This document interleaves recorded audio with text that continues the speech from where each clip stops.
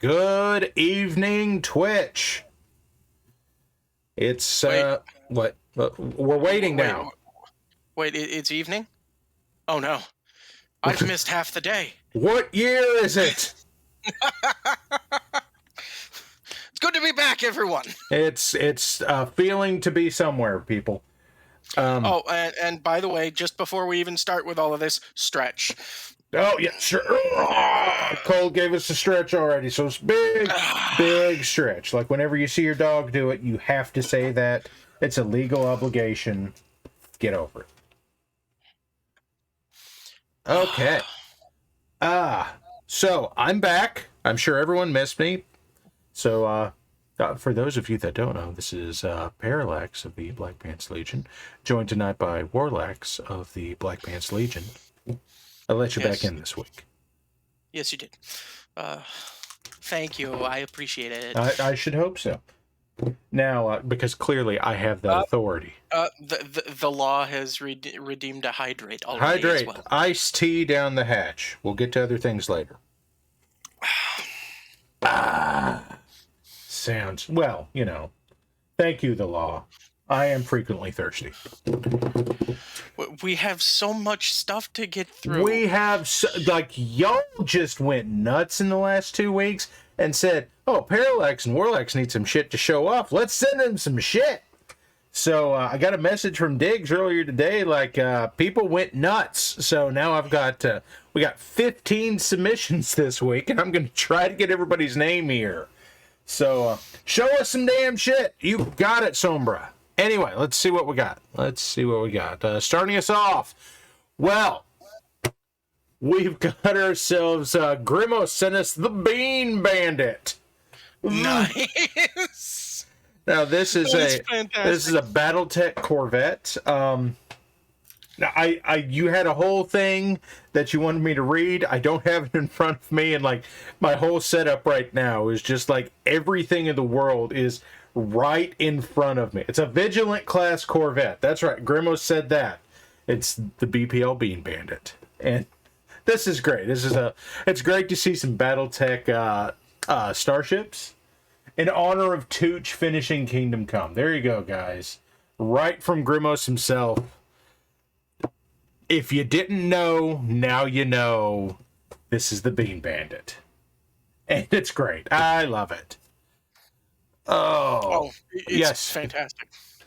And we're going to move on. Grimos actually sent us several things this week. Let's see what all they are. Did he now? It's entirely possible. And hopefully, whatever is next is actually queued up properly. And it is! There we go. And thank you, Tome Eclipse. We appreciate the subscription. Excellent. Thank you very much. Oh, they've been subscribed for 3 months. That means they get some fancy shorts now. They're out of stinky underwear, and they're in the shorts. Oh, wonderful. Are they black shorts? I mean, blackish. They kind of look, honestly, they look blue to me, but, you know how dyes are. Anyway, yeah. We have here I like this lance color. I'm very partial to black and green. It's very Green Lantern to me, especially the silver kind of being whitish. I like it a lot. Yeah, it looks great. Black and green, black and gold, black and silver. Black and black. Black and blacker. Black and black. Yes. Back in black. All of these things. Just the answer of no. Black looks good. None more black. No. Mm-hmm. Blacker than the blackest black times infinity. Anyway, I like the lance, and Grimos had one more thing for us. And hey, look at that. I think it's a Kingfisher.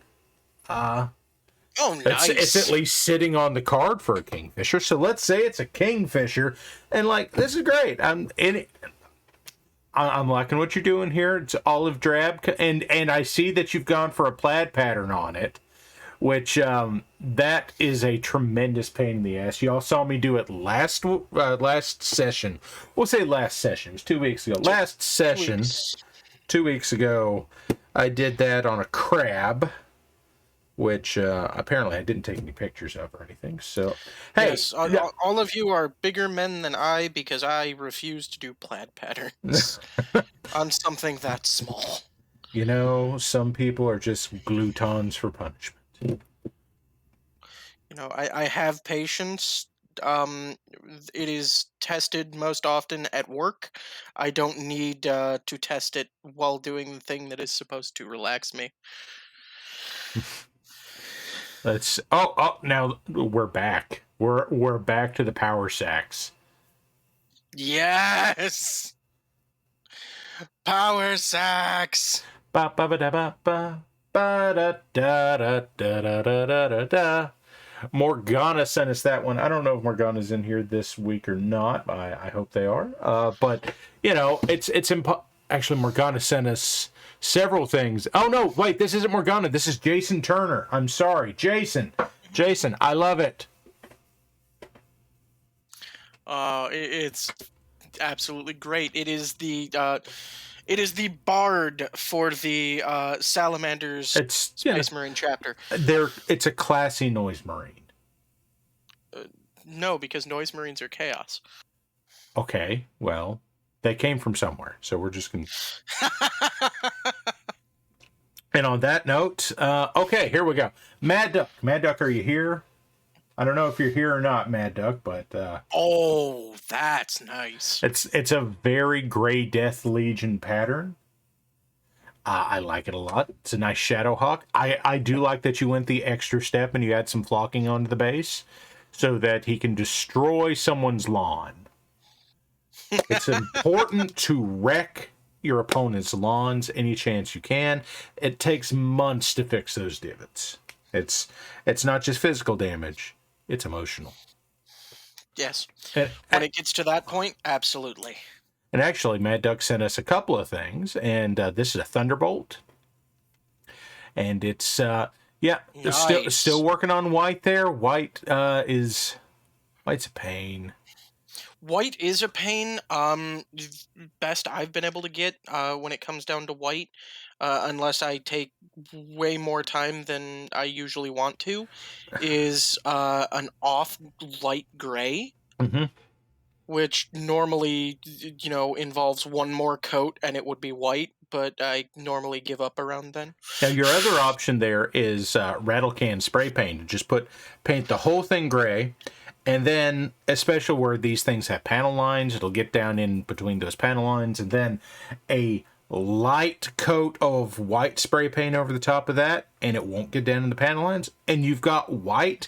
The problem is finding something that's not stark white, so that you can actually build up some highlights in it, but that's just a different method. Now, yep. you can do it with an airbrush too, and it's a bit easier to get your color. But we're not going to get into that. Not tonight. And there's the back of him. It does look good. I agree with you, Eclipse, that it does look like it's seen some action. A little bit of maybe some dry brushing around the bottom with some earth shades there would kind of bring that out a little bit. Maybe even some grass staining. What do you think, Warlex? Oh, grass staining is always useful, especially when they're running through fields. Well, I mean, like I said, they're wrecking someone's lawn. Yeah, exactly. And lawns don't get wrecked without, someone ruining their genes. It's true. It's true. Says someone's mother somewhere. Muttering under her breath. Yes. And a locust to go with now. I notice here that I'm guessing you didn't have a chance to base this yet, but this is kind of, I'm gonna say this is Comstar, because the stark white is a very Comstar color, and I like the way that you've went with a bright blue to offset from that white. That's always a good move to pick something that really stands out for the cockpit, add some interest to the piece. If I were to value this piece, I would put it at exactly $25. I think I would put it at 100 goob. And next time on oh God, are we the Mech Warrior Roadshow now? Yes. Yes. And next time on Mech Warrior Roadshow. And I think this is a commando. I'm gonna say commando here, but like the humanoid shaped light mechs tend to all run together for me. I think this is a commando, and it's more of a gray as opposed to the white of the last ones. Although Mhm. maybe an ivory or white dry brushing around the edges would bring out some of those edges and highlights. And Yeah. this is pretty good. And who else do we have here? Okay, now we're into the stuff that Morgana sent in. Nice. You know, I don't know what these are for, but they look great. They look. Oh, no, we have to breathe, guys. I'm thinking it's for Necromunda. I'm not 100% sure. It could be. It could be Stargrave. Could be any of a number of things. Oh, also, I don't think they're orcs. I think they're muties. I think they're more mutant. Then again, I could be wrong. I could totally be wrong. They could be orcs that don't have giant chins. Whoa! Thank you, Eclipse. I think we got a couple of shots of these. Yeah, there we go. See, closer in, the red skin. I don't think orcs usually We have a hydrate. drink. We have a drink. You are gonna make me pee in like 15 minutes. Yep. Okay, this one says "eat me" on the X, so we can rule out that these are orcs because orcs can't spell that good. Yeah, again, I'm saying Okay, yeah. On the next one, I'm feeling more Necromunda gang on this. The Mohawk sells that idea. Yep. Liking that, and I think we've got Zilla sent us in some stuff too. Let's see what Zilla sent. Oh, okay, we got a Rifleman 2, and I'm having some problems with some of these because I just don't recognize all of them. And these are looking like these are printed mechs, which I am fine with. Because I don't think there was a Rifleman 2 in the Kickstarter. I don't believe so, but that is definitely a Rifleman 2C. No war. We've got a we've got a 6R. Warhammer. 6R Warhammer.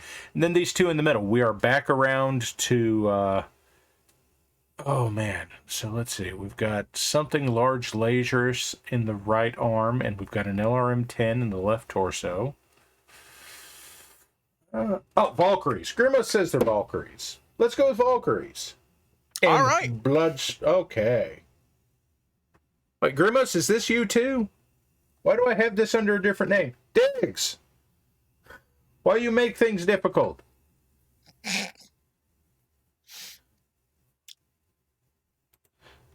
And I was pretty sure there were two photos of that, but I don't know why we've looped back around. And well, apparently OBS has decided this is where we're moving forward.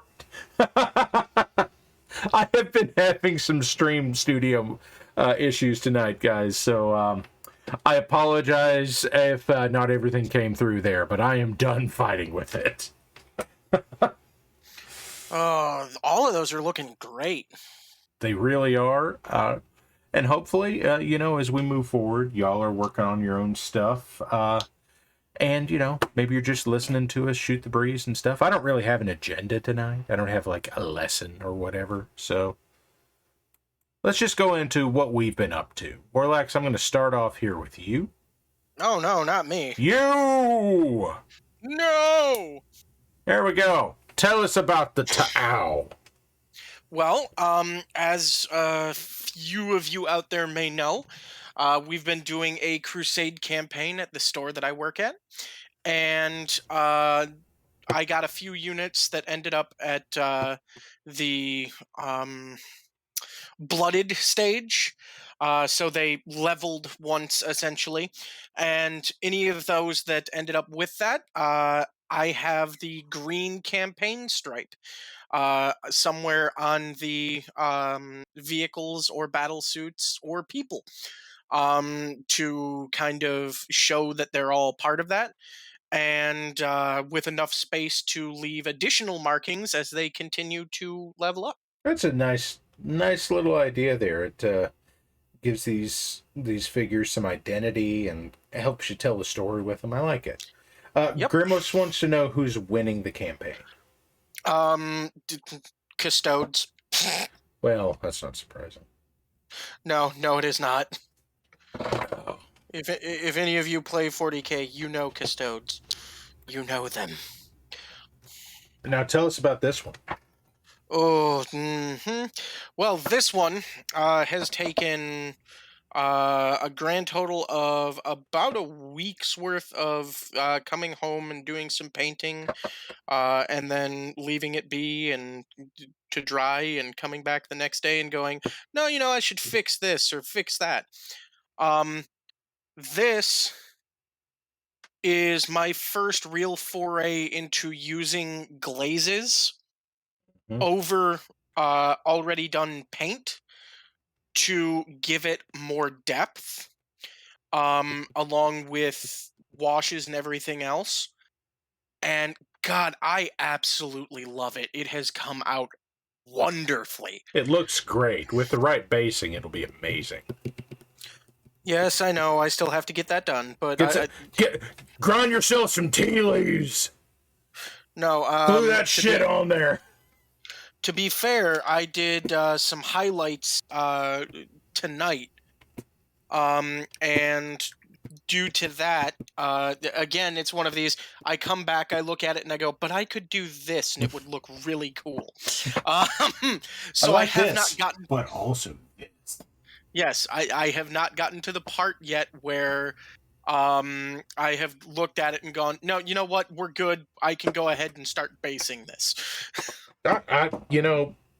Looking at it, it looks amazing. I'd be happy to move on based at this point.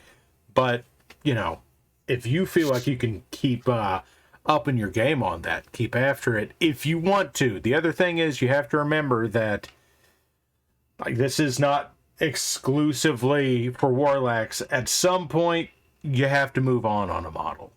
Absolutely. I will eventually look at pieces like this and look at it and go, well, there's a problem there and there's a problem there. Okay, cool. I've made it. Because now the only thing that I'm seeing is what's wrong with the model, not what I could tweak or fix. Mm-hmm. But Thunderclap has named him for you.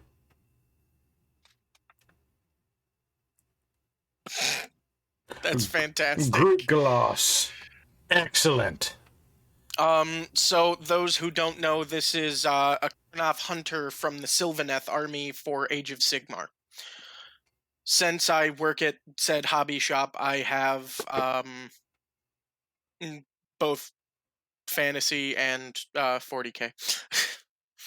Also, hi, Cookie. Hi, Cookie. Hey, Cookie, do you want to come into the channel? It's just two of us tonight. Okay, and I'm just going to step in and say this is where I was last week. I was. Wow, that is a really nice painting. Right? Took a whole week. Took a week. This is what I was doing. I went fishing and I did some other stuff I'll get to in the next picture, but it was nice to be back where land has geography. So, yeah. And I got to do some other things. I got to do some plinking. It was nice. Which this is not as impressive, but it was still fun. Listen, as long as it's fun, that is all you need to worry about.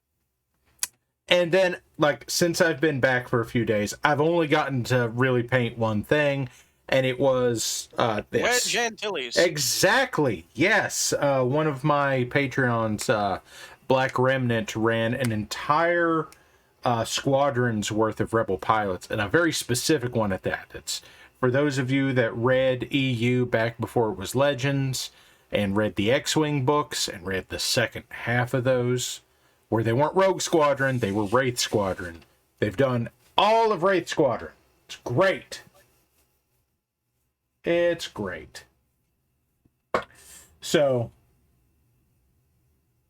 that's Wedge. I've got 11 more of these models I got to do. Nice. So Listen, I am looking forward to getting a few Cadre Fireblade models and some pith helmets to put on them. Excellent.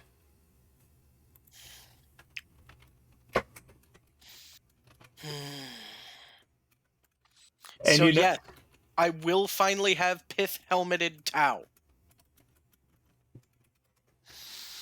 perfect. Yes. Okay, and let's. Okay, hi, disembodied hands here. I stepped into the auxiliary chat for a little bit the other day, and I was accused of being disembodied hands. So, disembodied hands, I am. Hello, Hi. boys. Hello, It's Cookie. Cookie. Hi, Cookie. No, we all know that you are only disembodied hands. There This is is true. nothing else. This is true. I am exclusively disembodied hands. Like there are some arms here, but they only go up to the elbow, and they just kind of float here.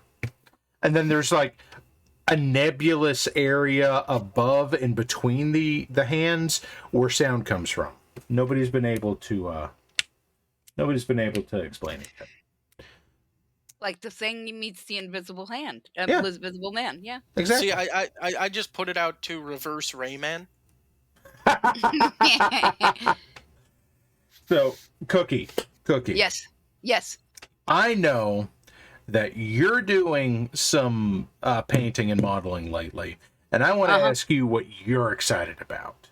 I'm excited about. I've posted a link a couple times, but Wookie just printed out a series of models for me, and I've never model painted before, so this is going to be a new thing. But it's from a tribe on my mini factory called D&D is a Woman, and Okay. it is how shall I put this? Well clothed, badass female D&D characters. Okay.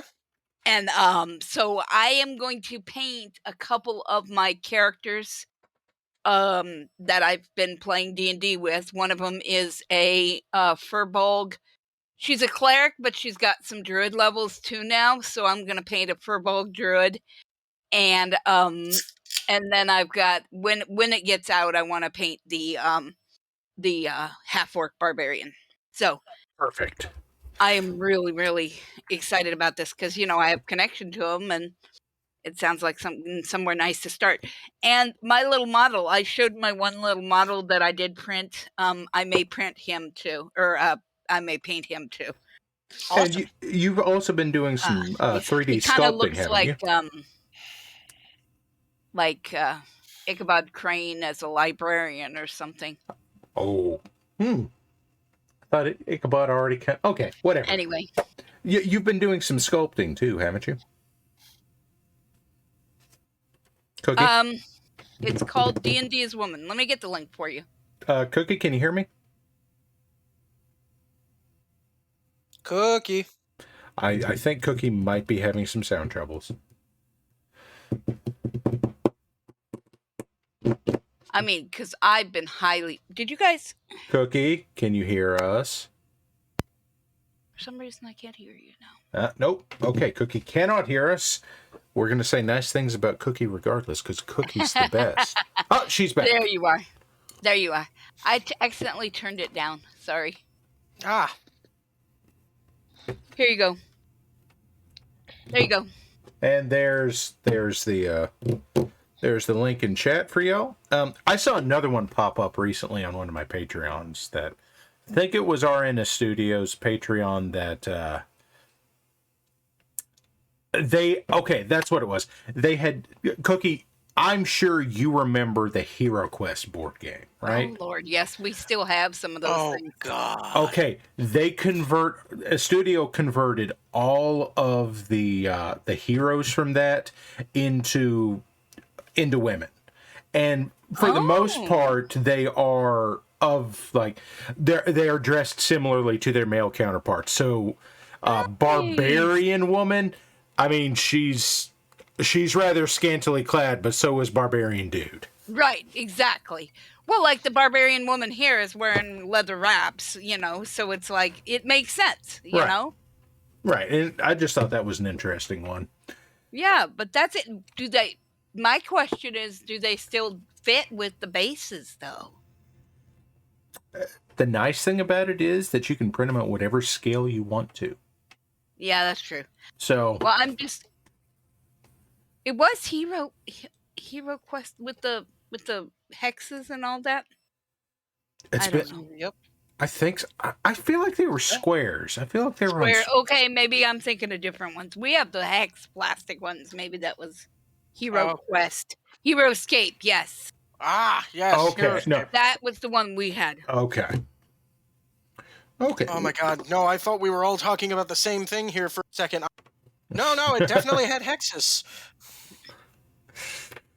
I know, because I've got a bunch of those hexes that I use for BattleTech. And as it turns out, the Hero Quest game, for those of you that don't know, I believe that was a Milton Bradley game. At least it was distributed by them, but it was a Games Workshop game. Okay. So not just for what it's worth. Okay. I want to go ahead and show off what I want to work on tonight, and maybe give chat some opportunities to have some input. What do you think? I think that sounds like a great idea. Okay, so I've got some mechs here because, like I said, I didn't come into this with a plan. Sombra, I'm not going to paint a mech black and white. If I get text in here at some point, I'll do that. So, yeah. Because as it turns out, guys, I knew this. I knew Tex was colorblind. He's talked about it a lot. Tex isn't like red-green colorblind. Tex isn't blue-yellow colorblind. Tex is monochromatically colorblind. Yeah. So, what was it? He was playing Fallout or whatever, and they're like, use the red card, use the green card. And he's like, which one is it, Mike? Which one is it, Mike? He had to have Mike there to help him get those, and I was like, whoa. So when you get to that point, you've really got to paint with stark texture, and like I've been thinking about that. If I can get him on here at some point, then like I'm thinking like do something in black and white, and then do some stuff in other colors, but work it out so that the contrast is still there. Right. Ooh, that would be fun. Yeah, it's going to take a lot of looking at color charts and that kind of thing. But okay, so like I said, I got 3 mechs here. I'm pretty sure I know which one I'm going to go with here, but I want to show it off real quick. And then I've got something special that I've had printed off for a while and I haven't painted.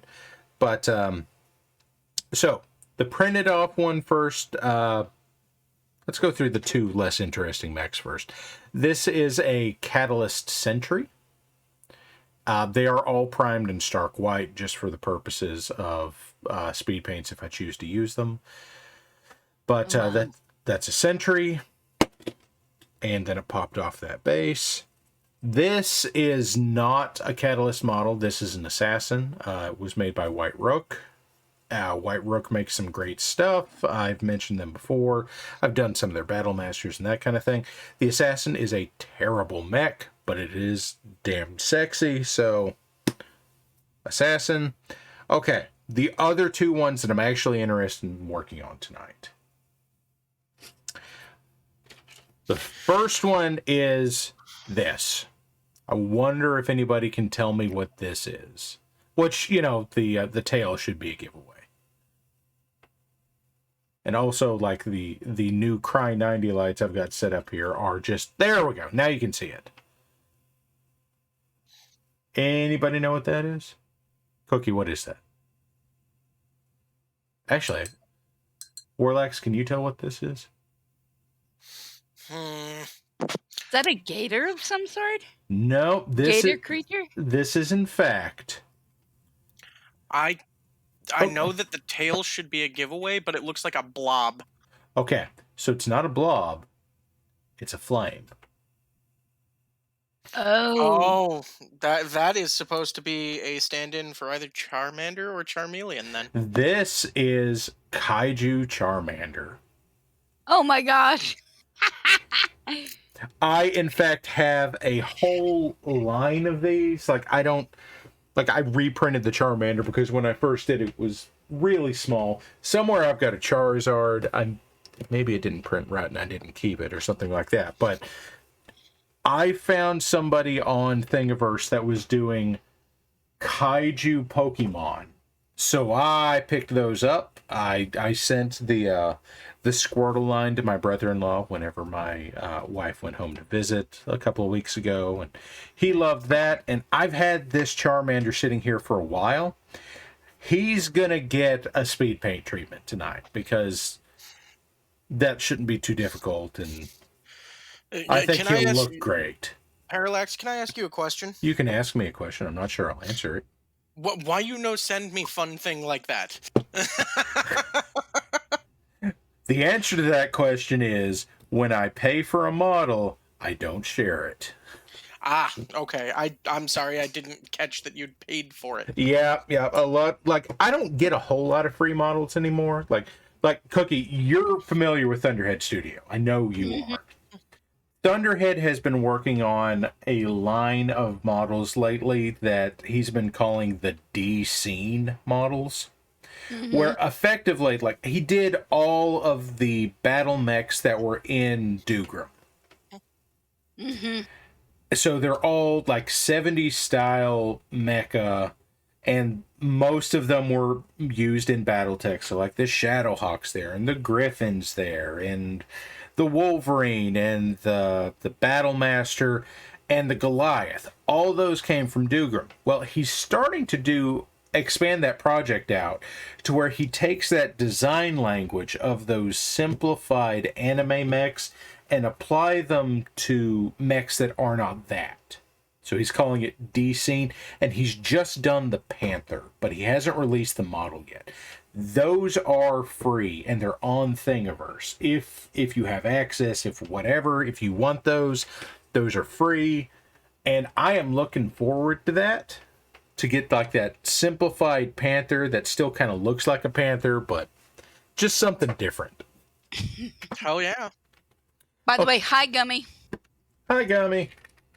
And hi, hey, DeLuca, how's it going? I'm sorry.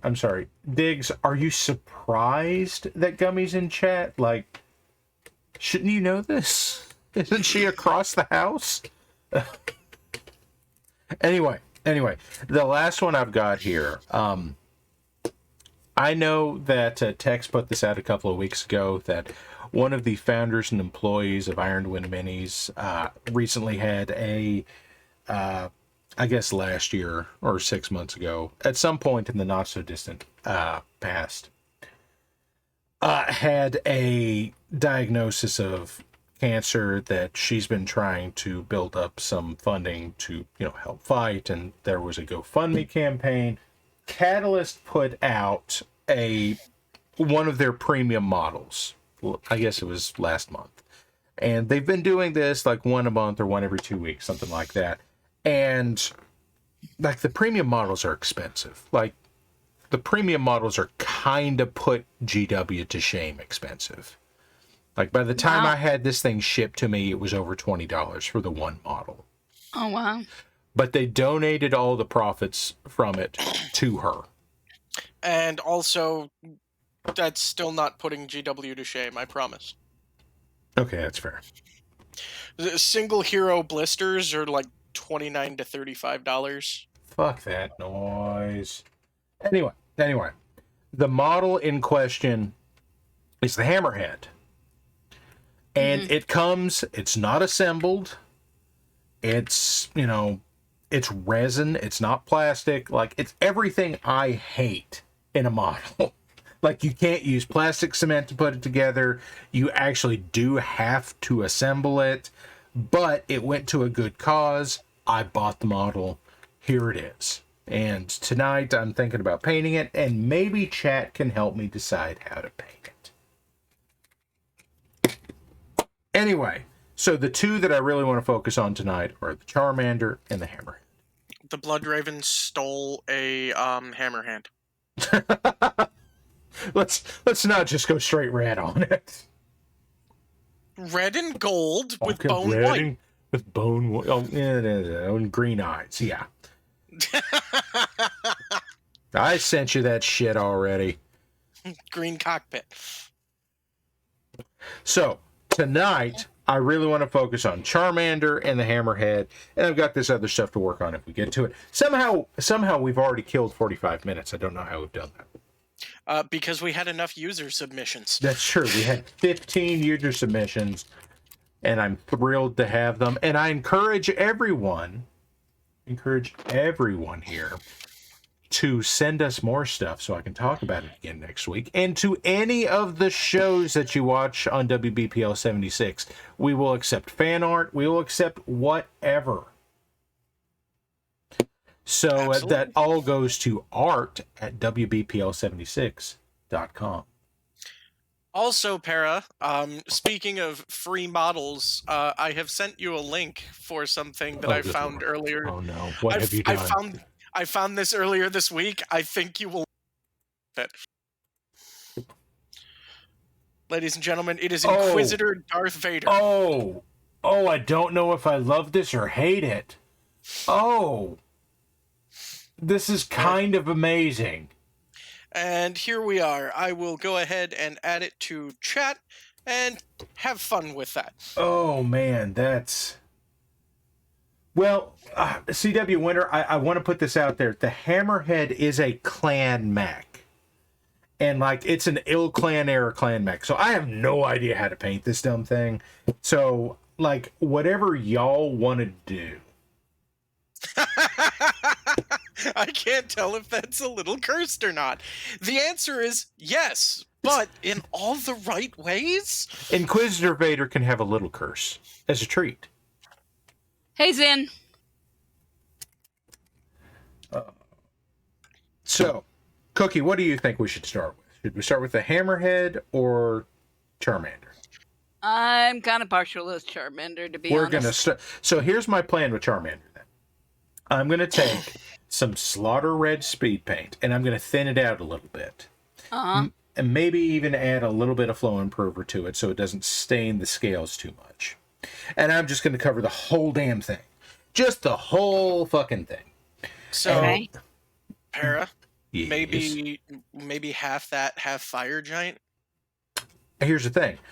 The idea is to get this in there so it settles down in all the recesses and stuff. Basically used as a wash and tint the surface, and then I go over it with the Fire Giant, because I swear to God this paint is witchcraft, like more than any of the rest of the speed paints I've used. Fire Giant Orange is straight up witchcraft. It is. It is. I saw Thunder painting his Forge Fathers, and oh my gosh. So to point it out real quick, when I painted Wedge here, Wedge's like flight suit, this is like one coat of Fire Giant Orange. Yep. This is amazing, and like especially for something that has the organic and soft edges to it and the folds and all that, it's preposterous. Seafault isn't really a thing on the battlefield. Go with whatever. You got it. Thank you, Maximum Bacon.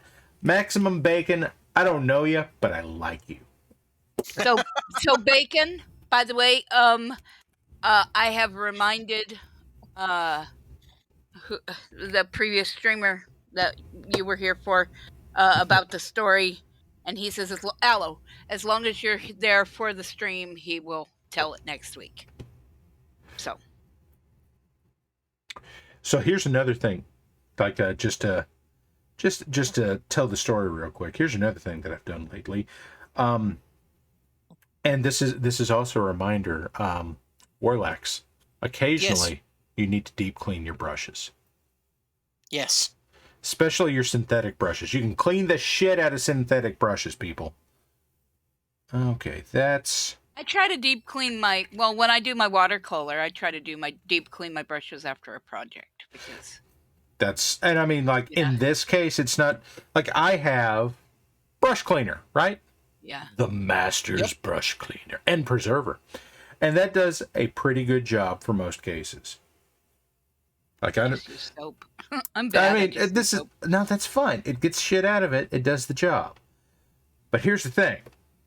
That doesn't get up into the ferrule. Which, for those of you that don't know, the ferrule is this metal bit right here where all of your bristles are joined together. And if shit gets up here, then your brushes start to look like this. Hey, Square. Hi, the Square. Yeah. So they start to fray, they start to, do this shit, and, like, they don't keep a point anymore. But if you go through and you clean the hell out of them, then you can get them to come back together a little. Now, this thing is never going to stay this way. Like, I'm probably going to... This brush is going to be sentenced to dry brushing or just used for big dumb stuff or even moving paint from one place to another. Dry brushing to death. That is your sentence. Yeah. But, my methodology for the deep clean has been to soak the brushes up to the ferrule in isopropyl alcohol. Don't do this with natural fiber brushes. Oh, shit. Yeah, no. You can do it with synthetic brushes. They will handle it and they'll be okay. So, Hi, Square, Bridget, Kitty, Nerd, and Kursala. Sorry. God, there's so many people. What is it that hurt you, Para?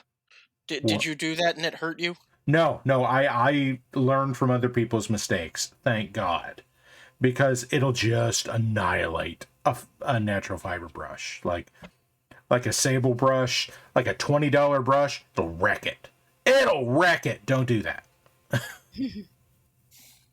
Okay, so this is staining the surface a little bit more than I was wanting to, but this means I get to show off more technique. So what I'll do here is after I get all of this is going to be so much of this red paint. Let's just get a bunch of it down. What are you doing clogging? You're not supposed to do that. There we go. Gummy says she feels like she's back in art class. Hey, I'm glad that you're she having... loves it, though. I'm glad she's having fun. I don't think I'm good enough to, teach much, but here we are. And y'all are watching, so I guess the 48 of you that are here are here by choice. And I certainly hope nobody's holding you here against your will. If they are, type twice.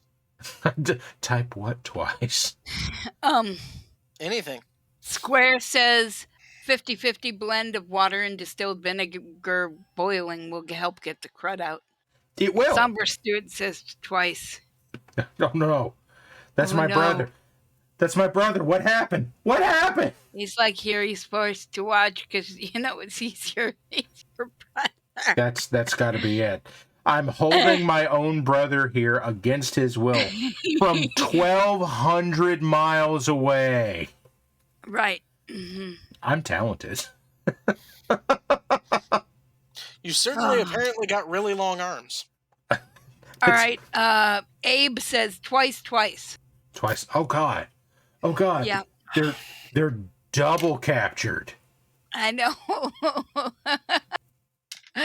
But there was a question mark, so I'm wondering if they were trying to get the code.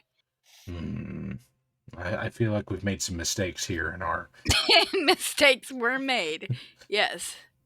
But were they? Sombra says duct tape. Yes.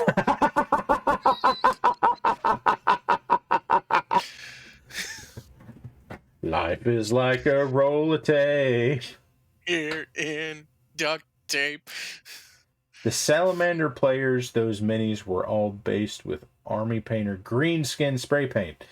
Yep. Whenever you can do the base colors with a rattle can or with an airbrush, that does tend to take an awful lot of the work off the table. So let's see. We're going to keep on here with Charmander. Char. Oh, God.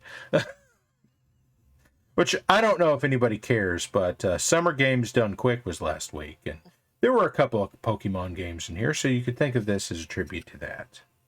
I missed most of it because I was out of the house, but I've been going back and watching the highlights VODs. And for those of you that aren't familiar with speed running, it can be a hell of a thing, especially when you're watching somebody annihilate a game that you've struggled with. Yeah. I watch, sometimes I watch Mitch Flowerpower. Oh, God.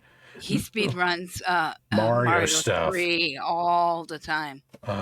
Is he? I think he might be the current record holder. Yeah, for some of them, yeah. Now, for everyone that wants to, for everyone that's curious, Mitch Flowerpower is a streamer and speedrunner that is so prolific. He ended up on Late Night with Stephen Colbert last year. Oh, did he really? Yes. I didn't know that, but yeah, he's really popular. He gets like 500 people. Yeah, to watch him at a time. And he will do videos on breaking down his techniques and all that kind of stuff. Yeah. Which, if you're interested in doing it, that's really handy to have somebody right at the top of the field telling you how to do it. But I was watching Oats and Goats earlier today play Super Metroid Kaizo, which Oh, wow. like there's a small handful of people in the world that have ever beaten that game, and he did it live in front of a crowd of people. Shoot.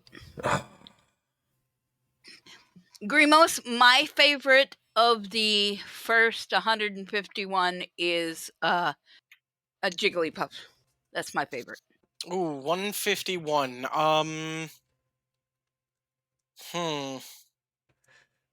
Nobody's going to say Jigglypuff in a funny way. Jigglypuff. I'm going to do like the Smash Brothers Tom. Jigglypuff! Jigglypuff! Dude, you are too good at that. Jigglypuff, Jigglypuff. Guys, this has become the part of the stream where we just make Pokemon sounds on the internet. Jigglypuff. It's got to be from 151. It's got to be Jolteon. Jolteon is pretty awesome. Now, this is not necessarily my favorite out of 151 because I didn't play the first one. But I'm going to throw it out there just because it's fun to say, and I know it from Smash Brothers. Snorlax! You just totally off? I said Snorlax. I said Snorlax very loudly. Oh, okay. I thought you were saying missing no, and that's why it was cutting out. That's exactly what happened. I actually said missing no, and I got Mew out from under the truck. For those of you that...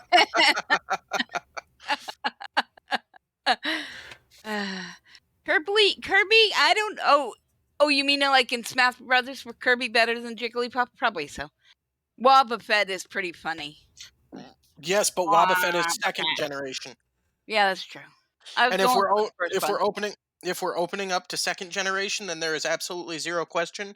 My favorite Pokemon of all time comes from second generation. Which one? Typhlosion. Dude, I don't even know what that one is. One of the final evolved form of one of your starters. Okay. Let's see. I got into it somewhere in, I think Gen 4 is Diamond and Pearl. Is that right? Is it Gen 4 or Gen 5? I think. I'm just going to say Diamond and Pearl. I think that's 4. And that's the only one I played. Okay, just so I didn't play any. I watched it on the screen. I watched it. Yeah.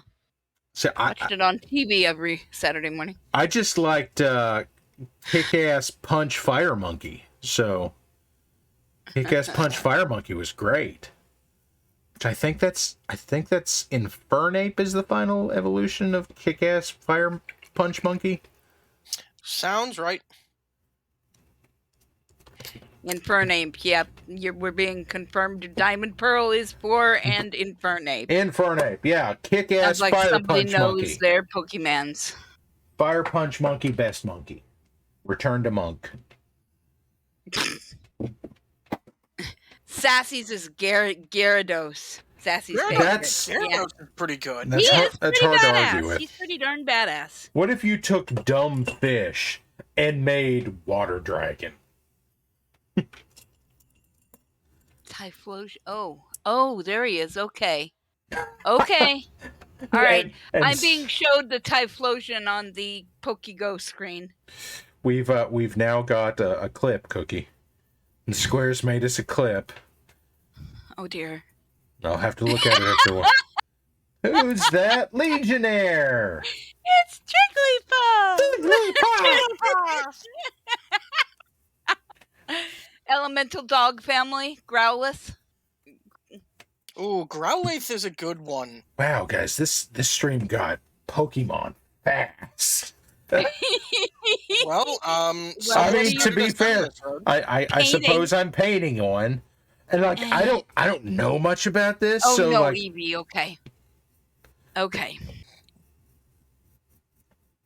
Elemental dog family. That's good. Okay, that's funny. I thought Eevee was No. a fox, but I guess. Kind of. Fuck, man, I don't know. Sure. Yeah, that's true. I do know a lot about Jigglypuff. I was just saying that. Yes. Listen, Eevee is whatever the fuck you want it to be, bro. I don't think you're wrong. Let's. Thought that was Ditto. Yep, guys, this is now officially a Pokemon channel, so I hope you're having fun.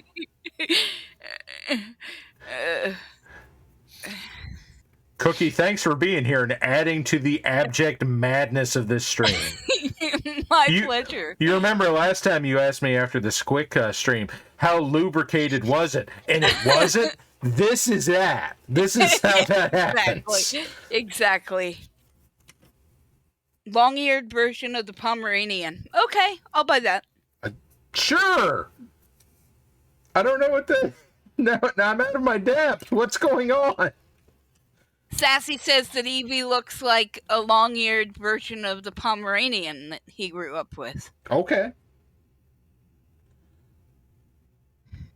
So you put the red down for the cracks, and now you're dry brushing. I'm dry brushing a little bit. Like it's not the white on. Yeah, it's not. To kind of give a. I don't think it's quite dry. We're gonna set it over here in front of my desk fan to dry a little bit more. In the meantime, what in the hell am I gonna do with this hammerhead? I can do whatever with it. Cookie, what's your favorite color?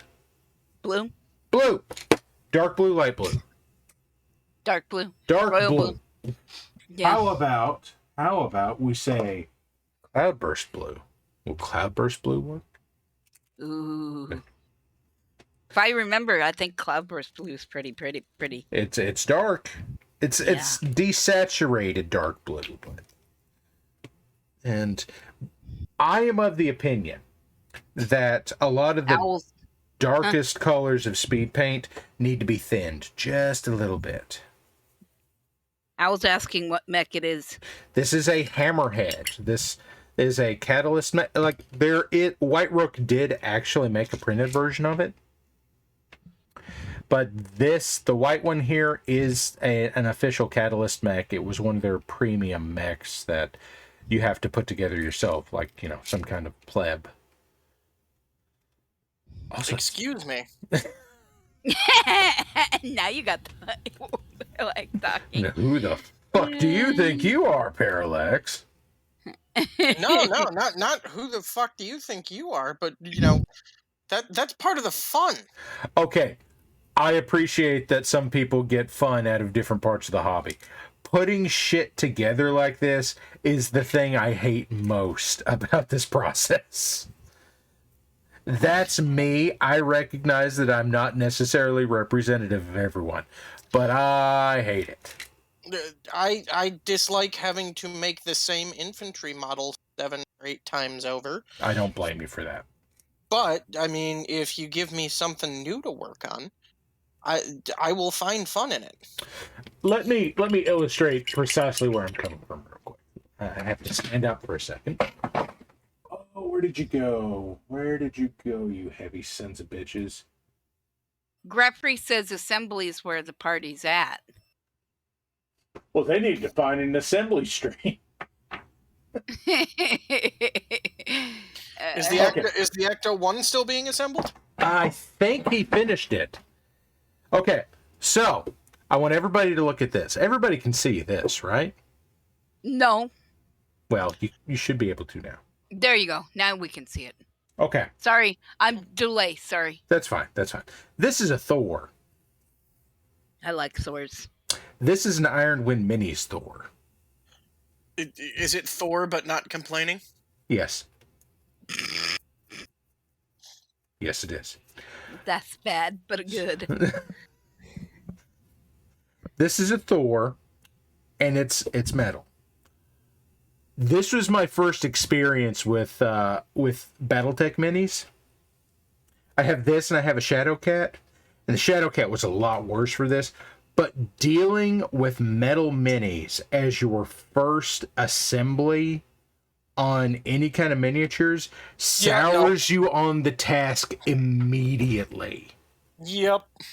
So that's where I'm coming from. I hate assembly because I remember how many times I had to super glue the arms back on that fucking Shadowcat. That's fair. All right, boys, I'm going to step away for a mo. I'll be right back. Cookie's going to be back, folks. Nobody panic. We'll be right back. After these messages. After these messages. That's right. Oh shit. I have something to show everybody when Cookie gets back. I don't know if anybody's going to recognize it or not.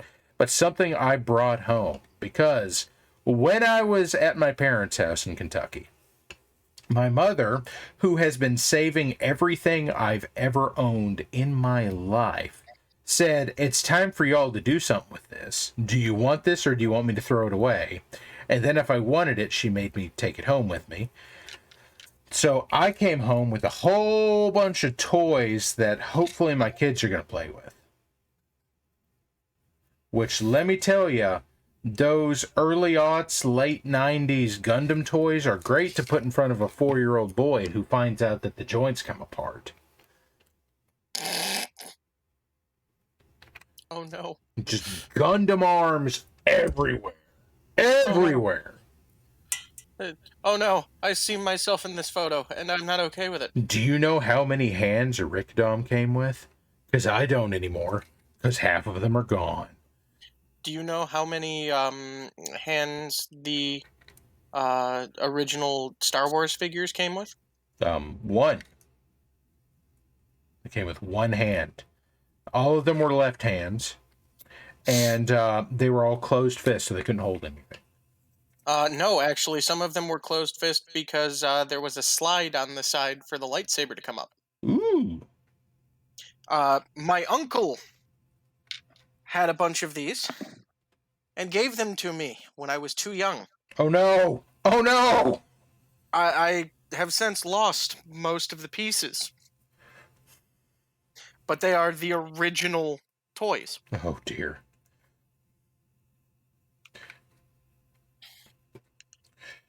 Well, I think Cookie's going to be happy with this Hammerhead when she gets back. It's dark blue, and because this is one thing that you were asking me earlier about models I pay for versus models that are free.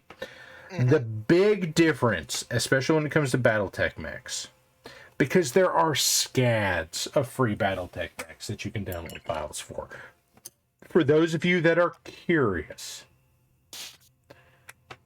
Matt's, I've lost his name, Matt something. His screen name is Syllogy. Has pulled the files for most of the MechWarrior Online mechs and made them printable. Now, a lot of his work on that has been like stellar. Like, they are printable. There's no voids in them. They come out, they're done. Like, they are as good as the models that PGI has made can be printed. But there is an issue. And that issue is that a lot of the detail in a lot of these models is in the skins that are applied over the models and not actually in the models themselves. So they have a lot of big flat planes and not necessarily a lot of place for detail. For instance, this is an oversized Shadowhawk that I've printed. I've actually done some modeling work on this myself. I kit bashed a different autocannon onto it. I filled in a gap that's here in the medium laser on the right arm. It's some simple stuff that I can do. But you'll notice here, there's not much in the way of recesses in any of this. Like, all of your edges are sloped and gentle and gradual and all that kind of stuff. And that means that it's very difficult to work any details into this. If you're going to work details into this, you can do some edge highlighting around the big panels, but there are not much in the way of recesses to put any recess shading on. I'm back, by the way. Cookie's back, guys. Everybody can calm down now. But these things, there's just not a whole lot of places in here where you can get easy definitions into them. Now, let's contrast that Shadowhawk, that, by the way, is printed at 150% scale. And like if you can see the recess lines in the cannon here, which I'm not sure you can because they're being washed out by the lights. Like, that's something I added to this. Let's compare that to a model I paid for. This is a Caesar. This was made by White Rook Studios. There's not a whole lot of recesses in here, but there are recesses to it. So like a speed paint, a contrast paint, a wash will have places to go in this. That's why I've paid for a lot of models. Now, comparing that to the Hammerhead here, this is a Catalyst model. This was made by professional people, paid for their work by the company that currently is holding the license. This thing has all kinds of places for that stuff to go. It's great. It's great. Desjardins, are you okay? Desjardins has posted Sylogy's My Mini Factory link. His BattleTech minis are free. You can download them and print them at your leisure. They used to be on Thingiverse, and then Thingiverse had a great purge right around the time of the Kickstarter. Anyway, how's that looking, Cookie? Your brother wants you to breathe, by the way. Oh.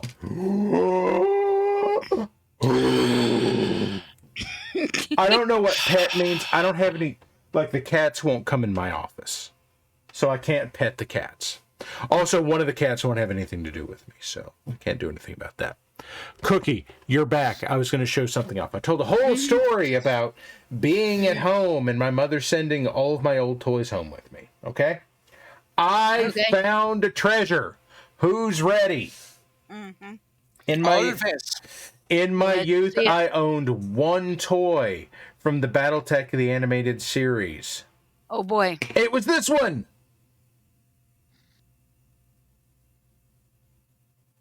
Nice. It's an elemental. And here's the best thing. I'm going to do this and try not to lose it. I've got the missile.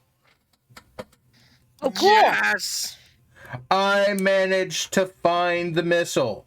And like, I don't have Nikolai Malthus. I don't have any idea where he is. He goes in here. But I have the armor and I have the missile. And there used to be a sticker right here that was a black chevron with a green stripe in the middle. That's long since gone. The cat's here. I have one of the cats.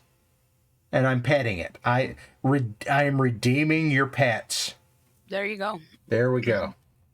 Petting the cat. I hope everyone's happy. She slept on me last night for like the first time in 5 years. She misses my wife. Aww. So she has been fussing at me constantly, like, hey, hey, hey. I'm like, what? And she's like, attention. I'm like, yes, you are a cat. Although Where's my girl? Where's my girl? Where's my girl? Like, that's the other cat. There's a boy cat in the house, and like, he loves my daughter. He loves my daughter. He gets to her before my wife or I do when she wakes up crying in the middle of the night. The cat gets to her first. Yeah. Her cat. Yeah, that was our cat too. She wants nothing to do with me. Just fucking nothing. Yeah. He's hiding under her bed right now and has been for days. Yeah. That was Patches for us. She was scared of me because I'm not always the most stable person, and yeah. Well, these cats my wife had before she had me, which means that she's had these cats in excess of 13 years. Oh wow, jeez. Yeah. And they're because my wife is who she is. They're both named after theoretical physicists. Like Nice. it's Schrodinger and Heisenberg, so Ding and Bergie. Of course they were. Uncertainty all around because cats are full of that. And the one, and of course, the one that doesn't want anything to do with me is Bergie. So that's where we are. Ding, on the other hand, I'm pretty sure that if you know how people have those like pads with buttons on them that your pets can step on and it'll say a word. Yes. Okay. If we had one of those and we taught Ding how to use it, inside a month, Ding would be the dictator of a small southeastern European country. Take me to my people. It'd be Kitty Cat Pot. She would be responsible for the worst genocide in history, but also a good girl. She'd be like, kill them. No, wait. Okay, well. Okay, kill them, but be nice about it. Right. Kill them, but give me pets. I didn't say there. The animals of Dilbert. Yeah, that sounds about right. Yeah. One of them's a coward and the other one's a despot. So, yeah, basically she's Catbert. She's Catbert. God, I haven't thought about Dilbert in a hot second. Hail Albonia. Which mostly I blame Ian McCollum for the resurgence of Albonia lately, but, you know, we have to respect where it came from. Yep. Remember your roots, people. Respect the classics. Like this $200 master set of the Farsight I have, available online at Amazon.com. That's right, Amazon.com. We already own your soul. Just give us the money. Amazon.com. Wait, we're on Twitch, aren't we? We're about to get canceled. Sorry, guys. Proud parent of Twitch.tv. WBPL 76 not endorsed by Amazon.com or Twitch. Yeah. But you can still put a ping joke in chat if you want to, folks. You know. We hope you all have enjoyed the several months of WBPL 76. We've just gotten word that Jeff has personally canceled us. Oh no. Oh no. We never should have messed with El Jefe. Why? Why would you decide to mess with El Jefe? Why would you do this? Anyway. Luckily, they're not that. How shall I put this? Not dictatorial. That is to say, they haven't deleted us yet. They don't pay that much attention. So as long as you don't report us, they're probably all right. Why did you say that out loud, Cookie? I'm sorry. I'm tired. You can't downvote a podcast, but you can sure as hell downvote a live stream. And like that, ladies and gentlemen, it has been a wonderful evening. I'm hearing the end of show music that Leno used to use in my head right now. Da da da da da da. And just our community, our community likes us though. Our community likes us, but they also like to needle us. So who knows what's going to happen? That's true. Which, I mean, to be fair, most of us bear it. I mean, have you seen Rob? Well, we did tonight. Yep. He brought out his webcam. I have seen Legion members before. I have seen Legion members that the public never sees before. That stream was the first time I've ever seen Rob, like as a person and not as an avatar. I wasn't sure he existed. But now I'm led to a question. Why do half of all... What banging sound? We have a banging sound? Am I banging my desk too hard? Welcome, Frags Raiders. Hello, we appreciate Frags the raid. Raiders. We do appreciate the raid. Hello. Now, Cookie? I suppose you're wondering why you have come here. You have been sentenced to WBPL 76. Please enjoy your sentencing. Yes. Yes, coffee's in the corner. We'll be having coffee cake a little later. That needs a little bit more cloudburst blue. That's right, for those of you just joining us, we're going to be putting some happy little cloudburst blue onto this hammerhead here. And just going to let that go on here and get down in all the cracks and crevices and just make a happy little Omnimac. Oh, I love the way that color dries. Right? That's such a pretty color. And you know what? It now costs less than half of what contrast paint costs. Although I'm going to say, for any of you that are listening in chat, I have been paying attention to the announcements about the new line of contrast paints. And the people that I usually pay attention to on this stuff, like Vince Ventrella, and I haven't seen Goobertown Hobbies do anything with it yet, but Ninjon and a few others here and there. And like the new line of contrast paints does look decidedly better than the first line of contrast paints. There are only a couple of colors in there that I really do want to try. But you know, for the money, I'd rather do get two speed paints, yeah, because I think now I'm not sure if this is just the washes, and I don't think it is because they've changed the washes to basically the same formula as the contrast paints, just with more medium. I seem to remember Ninjon saying that they are now up to $9 a pot. I have not seen yet because it comes out this Saturday. We have all of the stuff, but it hasn't been put out and it hasn't been priced yet. And well, if that's true and it's up to $9 a pot, speed paint is still $4 a bottle. And I would like to remind you all, it's in a dropper bottle with a shaker in it already. Half the price in a bottle with a mixer. I'd rather do that.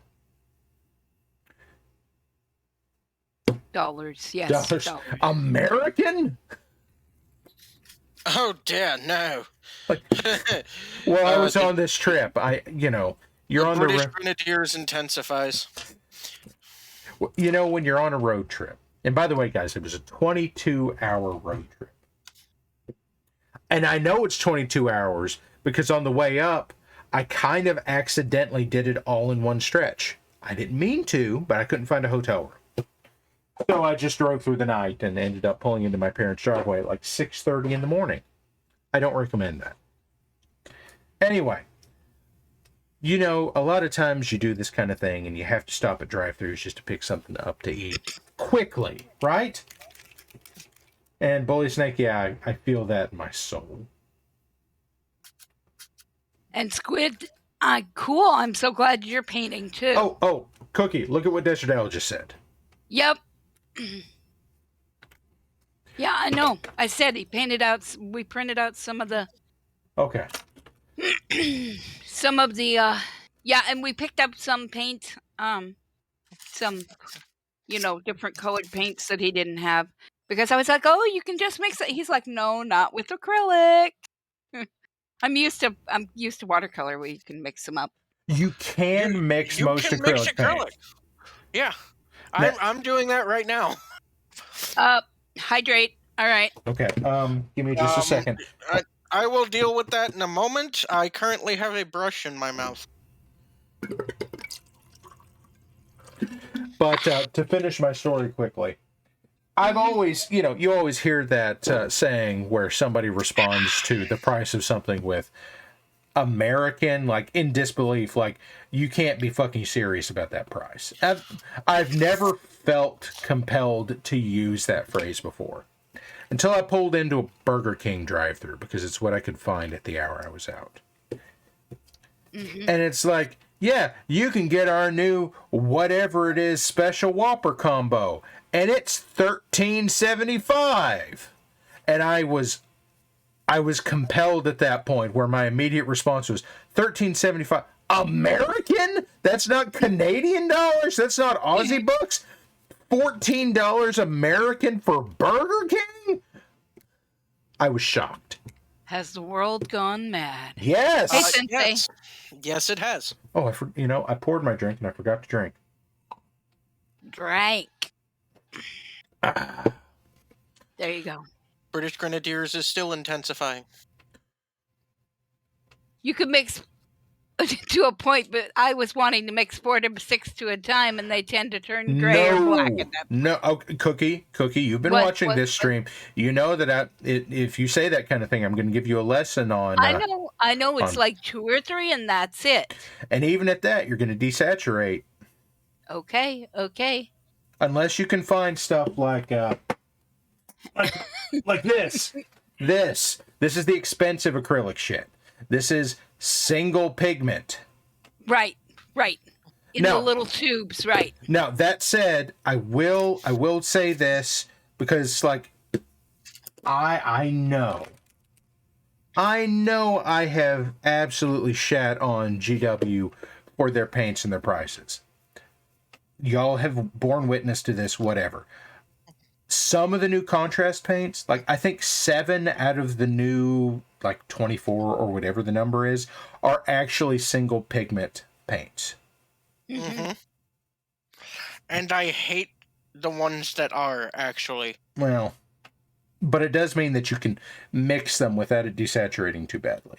Correct. The other thing that I will point out is using acrylic inks. Mm-hmm. You can go ahead and mix those into any acrylic paint, and it's single pigment. Okay, makes sense. I have some tubes that are probably, probably single pigment stuff. Yeah, a lot of acrylic artist paint is just it's just so much better than what we use. And this tube of golden black was $10. It feels like it's expensive, but you see this pile of contrast paint or speed paint that I put out here and how thin that is. That's how thick this heavy body acrylic paint is. Like I picked black, which is just the worst choice for this, but it's standing up like a little mountain here. Like, let's see. Yeah, you have to really water it down, so there's a lot in there. And it'll take it. The pigments in it are small enough to thin nicely. Okay. So, like, for certain things, like black and white, that shit's amazing. Okay. And I will always, and Para can back me up on this, if you're looking for specialized inks or paints, scale 75. You have just reminded me. Thank you for reminding me. Guys, we're at 10:30, is an hour and a half in, and I meant to talk about this. My wife ordered me the speed paints, and then one of you at some point mentioned, Para, what do you think about this line of paint? And you brought up a specific brand that was Rainy River Designs. So now me. Oh, Cookie, it was you. So now I have this much Rainy River Designs. And you still haven't gotten a single bit of scale 75. I didn't buy this. I was gifted this. Now, here's an interesting thing. Okay, no, that was Desert Owl. Okay, but both of us have mentioned it. Okay. Both of us have mentioned it. Yeah. So, like, on this, like, there's some interesting things here where, like, they do, like, their terminology is a little different. Like, everything in this box I have opened is labeled as a model stain, which is very interesting because it's not quite a wash, but it's not a normal paint. Like, it is somewhere in between. Yes, you could easily thicken it up, but it's not fully transparent. You can see here from the way that they have this laid out. For those of you that don't know, if you get a hold of like a really good quality paint, like this golden heavy body. This black stripe here, this is actually dimensional. This is the paint. You can actually feel it on the surface of this. This shows you how opaque it is. There is something here on the surface of the tube, and this is totally covering it up. So this is entirely opaque. That's what these lines on these bottles are. They show you how opaque each paint is. So this is thicker than your standard wash, but not as thick as this is labeled as model overlay. If this were in Citadel terms, this would be layer paint, I think. So Yes. And then they have some standard paints, but I don't have any of the standards. I have the washes and the layer paint, except I also have their metallics, which I haven't used much. We're going to see how that is. Metallics are hard. I have actually, talking with my coworker who is our resident painter, have recently been talking with him about getting the material to put into the paint that would actually turn a paint into a metallic. Yeah, so usually that's mica powder. Right. And yeah, that's totally a thing you can just buy. But a lot of times, like, if you get into really nicer paints, like sometimes you're actually going to get a metal fleck, like it's car paint. Mm-hmm. So, and like, I know you know this, but I'm telling chat. Now, guys. Michigan. Okay. They're in Michigan. Oh. Oh, really? Yeah. So well, now I just have up the to road from you. Yeah, now I have to go figure out what this is. Guys, if you'll excuse me for about 30 seconds, Cookie and Warlax are going to entertain you for a moment. I will be right back. We are. Okay, good to know. Yeah, I guess we have been thrown under the bus, and we must somehow be entertaining. Yeah. Okay. So I am currently... What was that about? Oh, yeah. Professional tools. 42 piece drill bit set a couple weeks ago for $450. Ooh. Well, you know, $450 for a decent drill set is not exactly a poor price for a drill set. Yeah, to be fair. But it's a professional grade thing. Mm-hmm. Okay, sorry I interrupted you. What were you saying you were doing? I'm actually working on a piece of terrain at the moment. Uh-huh. I am doing a Mediterranean city square from World War II. Or supposed to be in that time period and time frame. So I am painting the crap out of a bunch of foam right now. And it is cool. It is eating up my paint. I bet it is.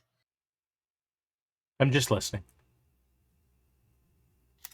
You see, that's why when you're doing terrain pieces, you use your shitty craft paints.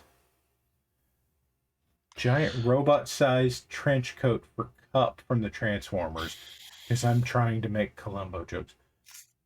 Zen, I respect the shit out of that.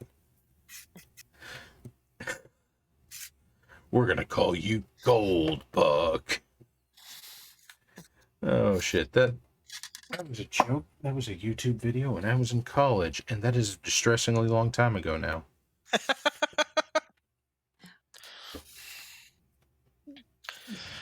I hate to say it, but you were probably in college about the same time I was. I probably started college while you were in lower middle school. And, like, I feel really old. Like, I've been thinking about this the other day where I was... Oh, God, what was it? Oh, that's another thing. When I found this elemental, I also found a bunch of the old... I think they were marketed under Exo Squad, but they were Macross mechs. Mm-hmm. And it's like the stuff that they put out in that line, they were all mechs that got used in Battletech. So it was in BattleTech terms, it was the Warhammer, the Archer, the Longbow, and the Rifleman. And they're like 7-inch figures, and the plastic's not great, but by God, they're actually toys of these mechs. And I was thinking about that, and at some point I painted these things, and I'm trying to strip the paint back off of them. And it's taking forever, and it struck me, I painted these a long time ago. This paint is really settled in. How long ago was it? And then I had to stop and think. It was like 15 years ago. No, 15 years ago I was in college. When was it? Oh God, it was like 20 years ago. Oh no. This is a thing that I did 20 years ago, and I remember it, and like I wasn't a kid. I was in high school, and like, oh no. Oof. Entropy. Yes. It is real. I'm experiencing my own personal heat death of the universe.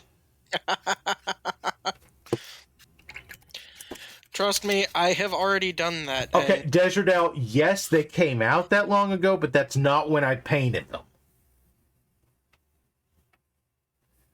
I remember.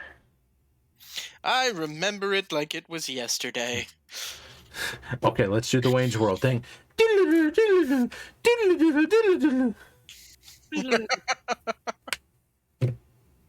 Wayne's World was a movie before you were born. Before that, it was an SNL sketch. I am more than well aware. Thank you. I am not that... I am not, like, in diapers. I know. But I do know that you're young enough that you were born after the movie. Party on. When was the movie? 1991. Okay, it's got me by a year. Oh, gosh. You see, now Cookie's feeling it. Cookie's remembering her parents headbanging to Bohemian Rhapsody because they saw it in the movie and they thought it was funny. My parents are moldy oldie. They're like Lawrence Welk, and yeah. So your parents are about my parents' age. Yeah, my daddy's in his 70s. Your parents are my parents, or at least your father's my father is your parents' age, at least. I am your father. That's awkward. My mama is no longer with us. I'm sorry. Well, I mean, I feel like I should say I'm sorry to hear that, but I don't know anything about the context or anything like that. So I'm sorry for your loss retroactively, if that's appropriate, and if it's not, forget I said anything. It is. Thank you. Okay. What about Bo says, I'm my own grandpa. I'm my own grandpa. Let's see. Well, I feel like I'm going to have to do several layers of ivory over the belly of this thing. Me too, Squid Child. Wait a moment.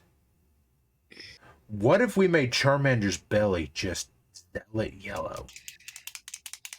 It's kind of like Zealot Yellow. Let me see if I can find it. Zealot Yellow. It's another speed paint. It's kind of beige in the cartoon, isn't it?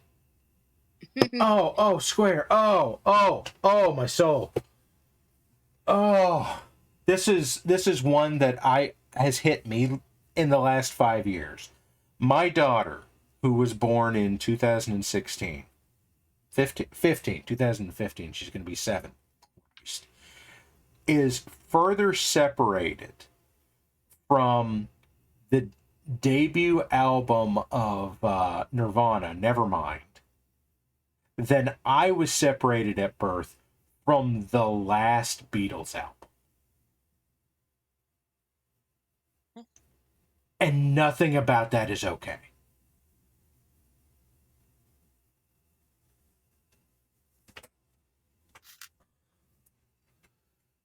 Nothing about that sits okay with me. Because,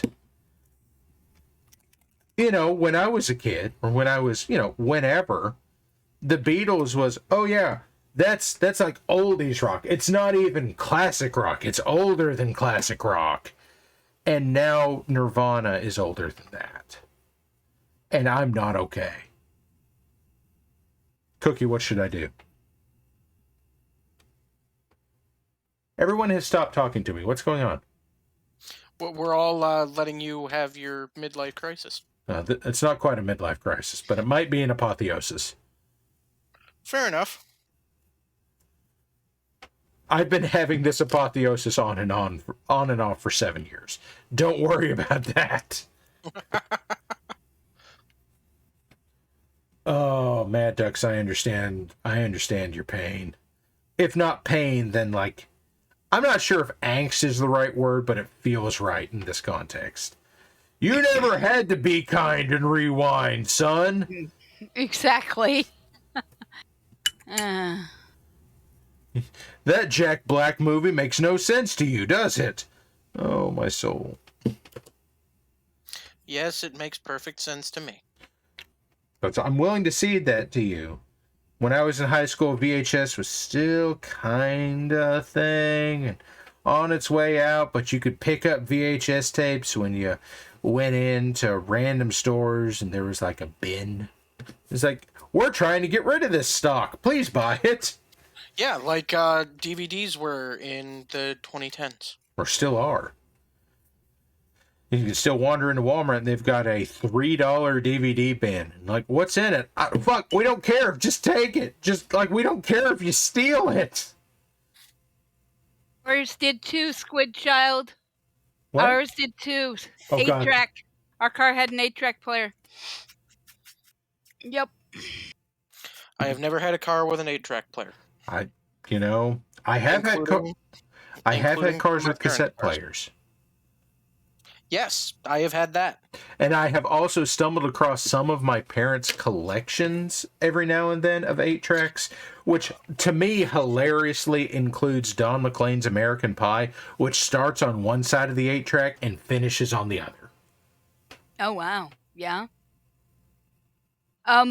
So I actually had Record Stories growing up, which was like a box of, the Vinyl. little LPs. Uh-huh. Well, yeah, and they all had stories, and half of them had books with them, and we had music, and oh my gosh, Grimos.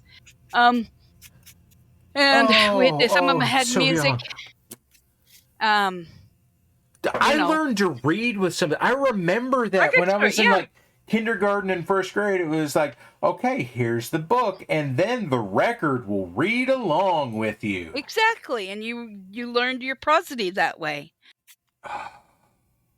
Not just the words, but how sentences work. Guys, Cookie is actually a teacher, so like we have to take her word on this. Cookie knows what she's talking about.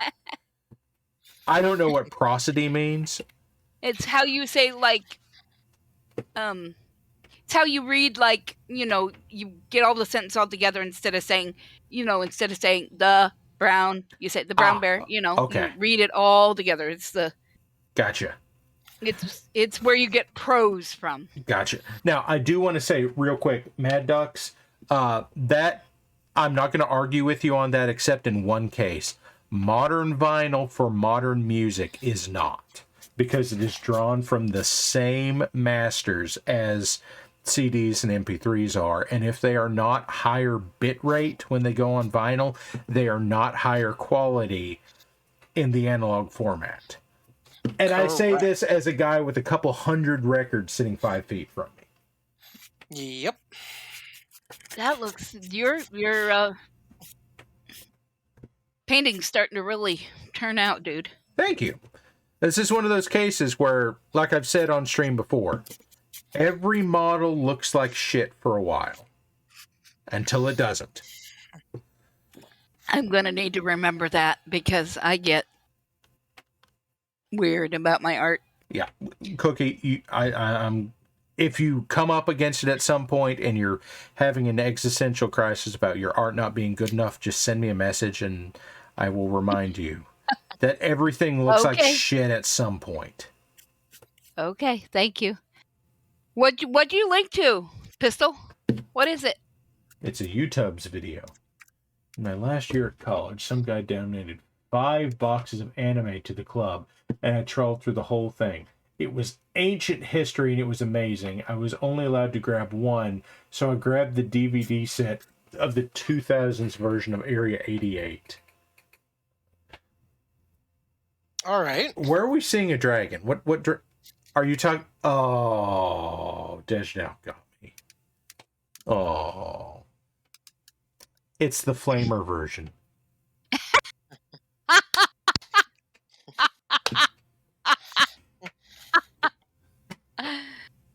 Bowling for soup. Okay. Thank you. I'm trying to remember the Bowling for Soup. What was the one song that they had that everybody actually knows? Was it 1985. that? Woohoo! Yep. Springsteen, Nirvana. Wait, Madonna. Way before Nirvana. There was U2 and Blondie. And Blondie. Music still on MTV. And her 2 kids in high school. They tell her that she's uncool. Which, I mean, to be fair, my 2 kids in elementary and preschool tell me that I'm uncool. So I understand where they're coming from. And to be fair, it doesn't hurt my feelings because I've never been cool. There you go. Nope. Mine just pat me on the head and go, yes, Mom. Bless your heart. Exactly.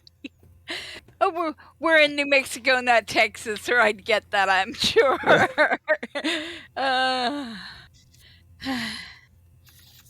Not You my get part that of Texas.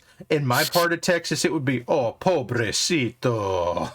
That's closer to what I'd get here, yeah. Or ay, mamacita. Nope. I get that here in Michigan. Well, from what you've told me, your people are from further south. So that's how that happens. Oh, no. My family does not do that to me. Oh! No, this is not. I am not saying I am getting this from my people. I am getting this from other people. Oh, dear. My dear owl says I have never been cool, even when I was working in a blast freezer. Yeah. That's close to home right there. I used to be with it, and then they changed what it was. Exactly. Thank you, Mr. Simpson. It'll happen to you. Oh, it already has. I just don't give a shit anymore. Thank you. That's the subtle bless art your of not heart. giving a Bless your shit is a soul. valuable skill. Exactly. Which Like, oh, you're not with it anymore. Yeah, and I never was. What of it? What have you done with your life? Oh, what did you? Okay, that's What? What? Mad Ducks. What did Mad He Ducks? send that to the art thing, dude. Send it to the art at the. Now I have to click a link. I have to stop what I'm doing and click a link. That's actually. That's a nice Wolverine. You send that in to us. We'll talk about it next time. Okay. So now we have Charmander kind of, basically blocked out. Like his base coats are done, his shading is done. Charmander needs some highlights. The only time that Dejadal was with it was during Desert Shield, when everyone was talking maps and military hardware. Yeah, I can see that. What was I gonna say? Oh, I misheard you. I thought you said instead of Charmander needs some highlights, Charmander needs some violence, and I was gonna say Charmander's here to fuck some shit up. Charmander used Flamer. It was super effective. Right. Charmander loves the smell of napalm in the morning. Charmander's best friend.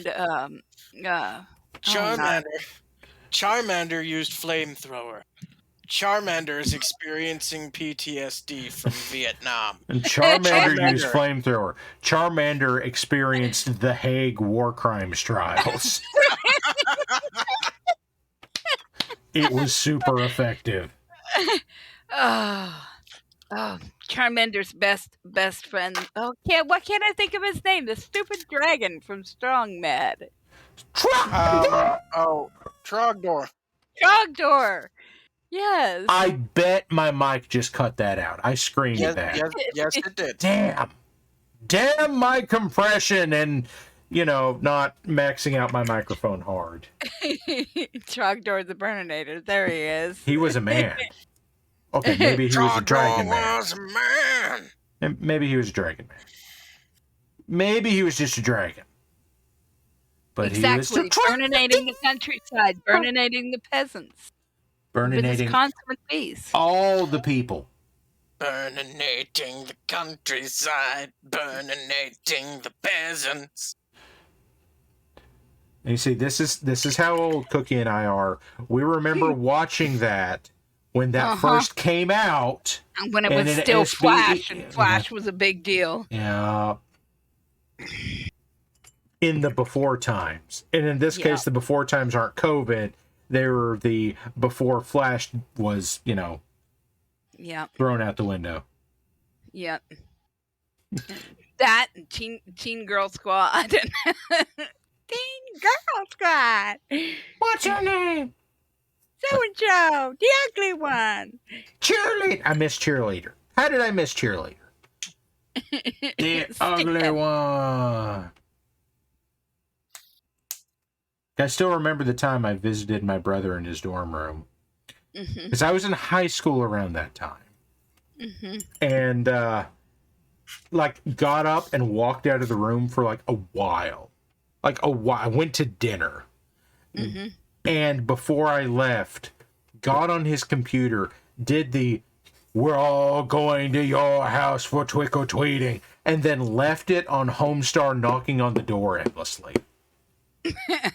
Because I'm a literal monster. I set up my sounds on my computer as Trogdor things one time, so I'd do an email. It'd be like, "Bullied." Yes, we come from that age when setting custom sounds on your computer with movie quotes was cool. You'd get your error message from Windows, and then I'd have the HAL 9000 tell me that there was an error in the AE35 unit. I'm afraid I can't let you do that. Fuck you, Hal! It's my ship! I mean, it's not. Yeah, but custom mouse cursor. Oh, custom mouse cursors. And half of them were viruses. Oh, wait. Cookie. What? Here's one for you. What? Flying toasters. Free song downloads, and all of them were viruses. Cookie, do you remember After Dark screensavers? Yes. Flying toasters, y'all. Yeah. Oh, we have to hydrate. Cookie, you have to hydrate too. Slancha. I've been hydrating. What's everyone hydrating with tonight? I have both a water bottle and a Pepsi with real sugar. I have my usual tea powder and water. What powder and water? Tea powder is the Lipton peach tea stuff. Oh, okay. I just flavor my water either quarter or half strength. That way it's just, flavored water. Gotcha. Okay, stretch. Stretch. Big stretch. Okay. I'm going to dry brush some highlights onto Charmander here. And we're going to use Pro Acryl Warm Yellow. Because I love this color. If there were any one color, I guess, if there were two colors from Pro Acryl that I were ever to say, you need these, it would be Warm Yellow and it would be Blood Pyrrole Red. These two are amazing. I strongly recommend those. Although, to be honest, their bright yellow green is also great. Okay, here we go. Dry brushing. Who's ready? Oh, always. Why not? For dry brushing, you'd best believe that I am prepared. Powdered lemonade because lazy. Yeah, I hear that. And I'm seeing people talk about Napster, but who remembers Morpheus? Yeah, I didn't use that, but yeah. LimeWire. Yeah, all those Napster follow-ups before people knew what torrents were. I used to get zip files and RAR files from using it. Oh, Cookie's pulling Usenet out on us, guys. We're done. Kazaa, yes, Kazaa. Yep. And the pirate. Or Soul Seek. I use Soul Seek some too. Who remembers when the Pirate Bay wasn't awful? Yeah. I remember back in the before days when I used Demonoid. Scares me Geocities, that it does scare me that I recognize all of these names, but that I recognize them as sites that you don't want to go to because you end up getting viruses. Yeah, now you do. Now, yeah. Right. This is what Tex is always ICQ. talking about when he talks about early internet stuff. Trillion was a godsend, by the way. I remember Was an Trillion. absolute godsend because you could do ICQ, AIM, Yahoo, MSN, and oh gosh, Those are the four that I remember. yeah. Well, you could do the hardcore ops whatever one, that one too. I never got any harder than ICQ. So Okay. who remembers what ICQ was? IRC. You could do IRC. Ooh. Oh yes, I had IRC. Yeah. I think the client I had was MIRC. Yes. Well, you could do IRC through Trillion, at least with with, Hey Cookie, did you use Yes. Winamp? oh hell yes, I had Did many skins for Did Winamp. it really kick the llama's ass? It did kick the llama's ass. Oh yes, I did. I would change skins and visualizations for that. Uh-huh. all I the time. eventually found one that was just a circle that was the eye of the HAL 9000. Oh wow. And like there were controls around the rim of it, and that was the one that I used forever. And it was so fucking hard to use. But it was a circle and not a square. And it was something that made you thought you were cool because it wasn't. No, Cookie. Yeah, it didn't look like a radio. I was cool. Yeah. Well, you felt cool, is what I'm saying. Well, I mean, you're not wrong, but at the time I was self-assured that, by using a movie from like 1969 as a reference point, that I was in fact cool. Yeah. By the way, guys, that was what you call wrong. Oh shit, Bully Snake's right. It really whips the llama's ass, not it kicks it. I have toe. I have toe. Yep.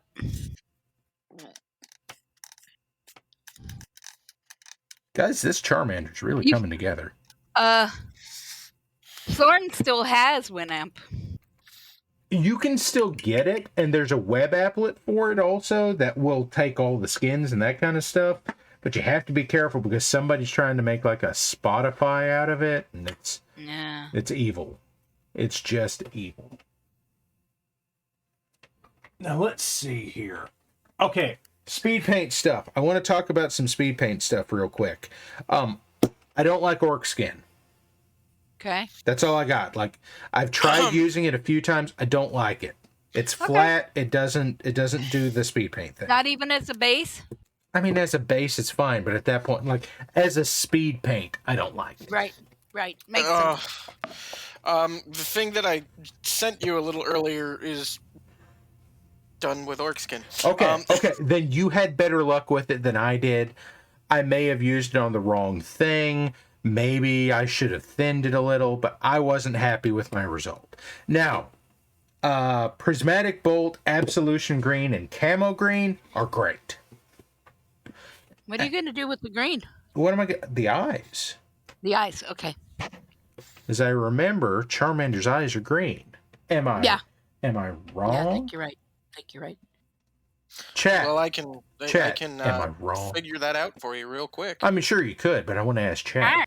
Chat, are Charmander's eyes green? Because I'm going to make them green.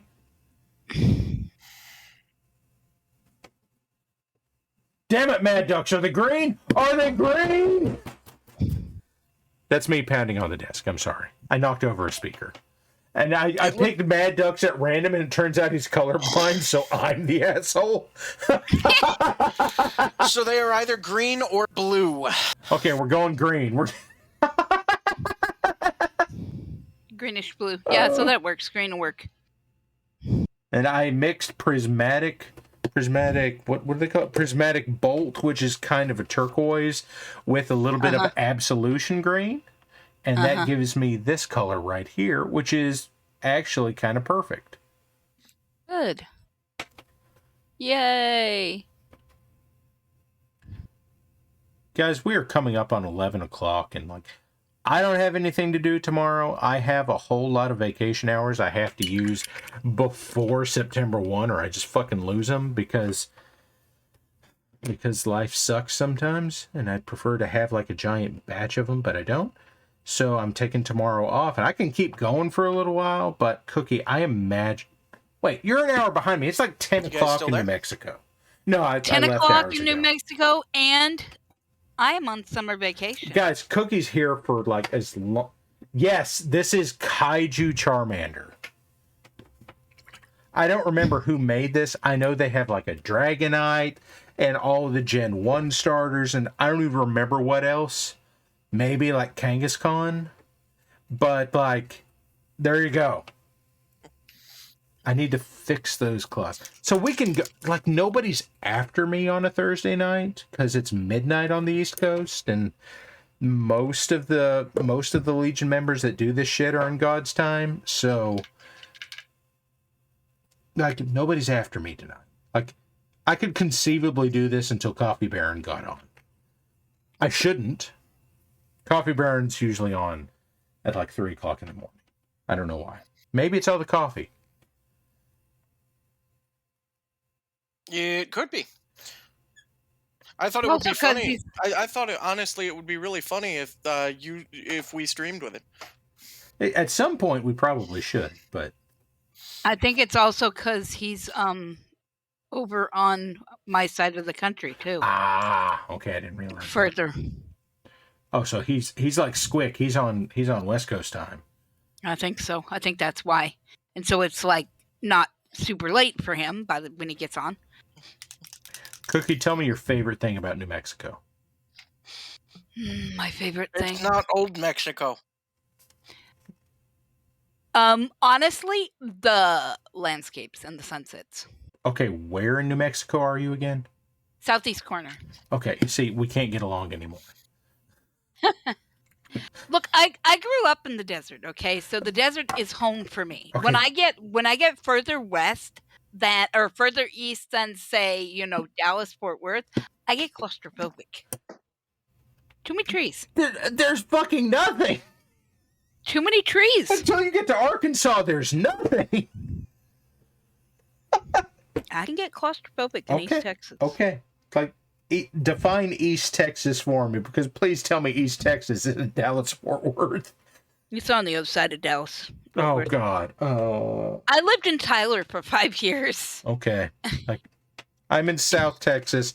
South Texas in this context means San Antonio and South. Which, like, to me, like, that feels weird, but Texas is too big, so. Yeah, Texas is hella big. Guys, I think, like, maybe a light tone wash over the claws here, and we're kind of done with this Charmander. There might be a little bit of cleanup work to do in places, like get in the corner of this eye a little bit more. And maybe really good. Thank you.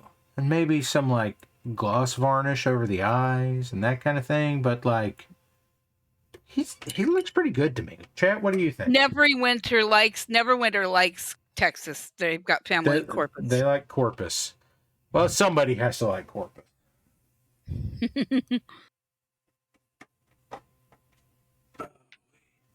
I am not going to get any further into where in Texas I am. We're going to call it Texas Redacted. Yeah. Whew, that's why I just say the portion of the state I'm in, and that's it. Well, if I wanted to dig into it, it's not like there's a whole lot of cities in southeast New Mexico. I'm sure I could come up with something. Hexual Chocolate says Charmadu is good, but it's no flail snail. Well, there's a story behind Flail Snail. Flail Snail, I painted for my DM. Like, I had to mail it to him and everything. And he made this... We're playing a game when we can, because adults and D&D schedules don't mix. Yeah, fair.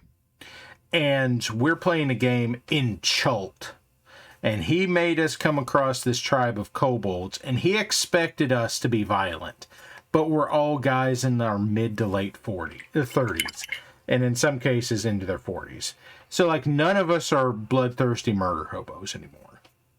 And they're like, oh yeah, these kobolds, they worship this flail snail. But we didn't know it was a flail snail to start with. It was the radiant one.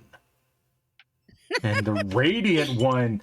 like 8 gems and shit. They couldn't get to their mine anymore where they could get crystals for it to eat so it could excrete this magic glass and whatever. Exactly, Hexual Chocolate. The radiant one. And my Goliath fighter is fucking angry about it when we find out it's a big fucking snail. So, like, he didn't expect us to, like, play along with this. He didn't expect the snail to survive. He thought we'd kill it. Mm-hmm. And then we didn't. Oh, and my like goodness. he keeps... Tro is throwing shade. What's that?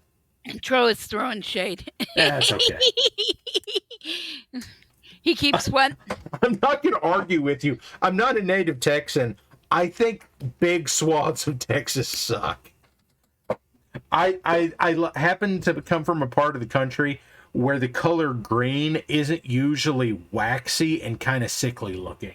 So, like, I'm not real thrilled with this landscape.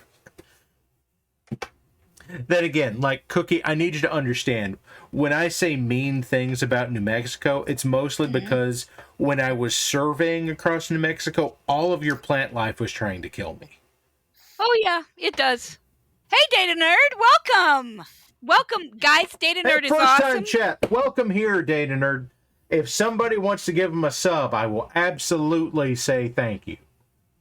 Data Nerd is she's one of Thunderhead's mods. Hey, Data Nerd, you need to tell Thunderhead that he needs to get that panther out so I can paint it next week. I was gonna paint it tonight, and then he didn't. And also, Data Nerd is Rainy River Designs. So if you have any questions... Holy shit! Okay, Data Nerd, I have this. Do you see this? My wife bought me, like, a bunch of your paints. What are stains? Like, they seem to be washes, but thicker.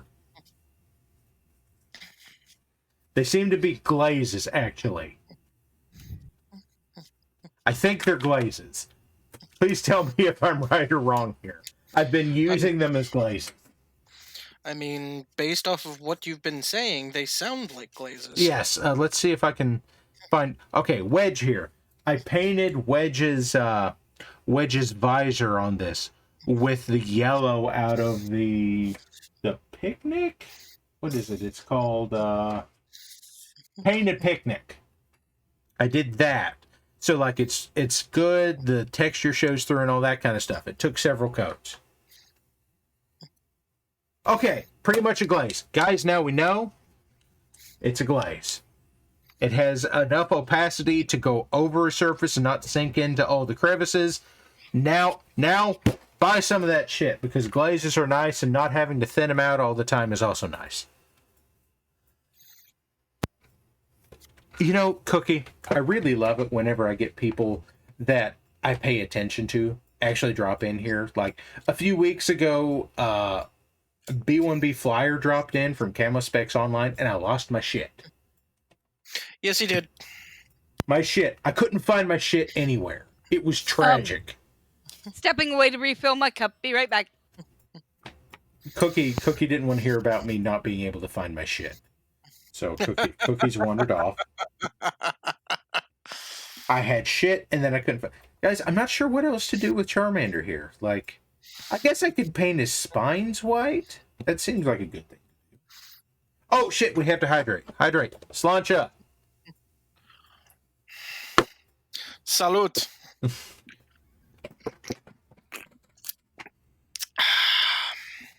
I don't know if it's you or not, Warlax, but someone was telling me last time I was drinking a less expensive bourbon that I need to drink better bourbon. So I bought a big old bottle of slightly more expensive bourbon than I usually get. Far be it from me. I don't think it was, because I tend not to insult anyone on what they're drinking. I was drinking some truly cheap bourbon. I was drinking some, you might even say, terrifically cheap bourbon. And this is still pretty cheap bourbon. Well. And now I have to... This glass is empty. No, the night I believe talking about, they also made fun of my favorite mixing whiskey because it's cheap. Which mixing whiskey was yours? Canadian Club. You know, if it gets you where you want to go for it. Give Charmander some maybe not some pupils, but here's an idea. We have to add some medium. Guys, if you've never wondered, and Dad and Nerd, I promise. Oh, the caps are color coordinated. Pink is metallic. Let's go through it, guys. Let's go through it. So we've got pink. My pinks are not metallic, Dad and Nerd. My pinks, I opened a box at random. These are stains, and they have pink lids. Then I have more stains with pink lids. And then I have metallics also with pink lids. And then I have also more with pink lids. And then I have these three. These three are your overlays, and they have green lids. Oh, the bundles are all purple lids. I'm the asshole, guys. Guys, nobody pay me literally any attention. I'm an asshole on the internet.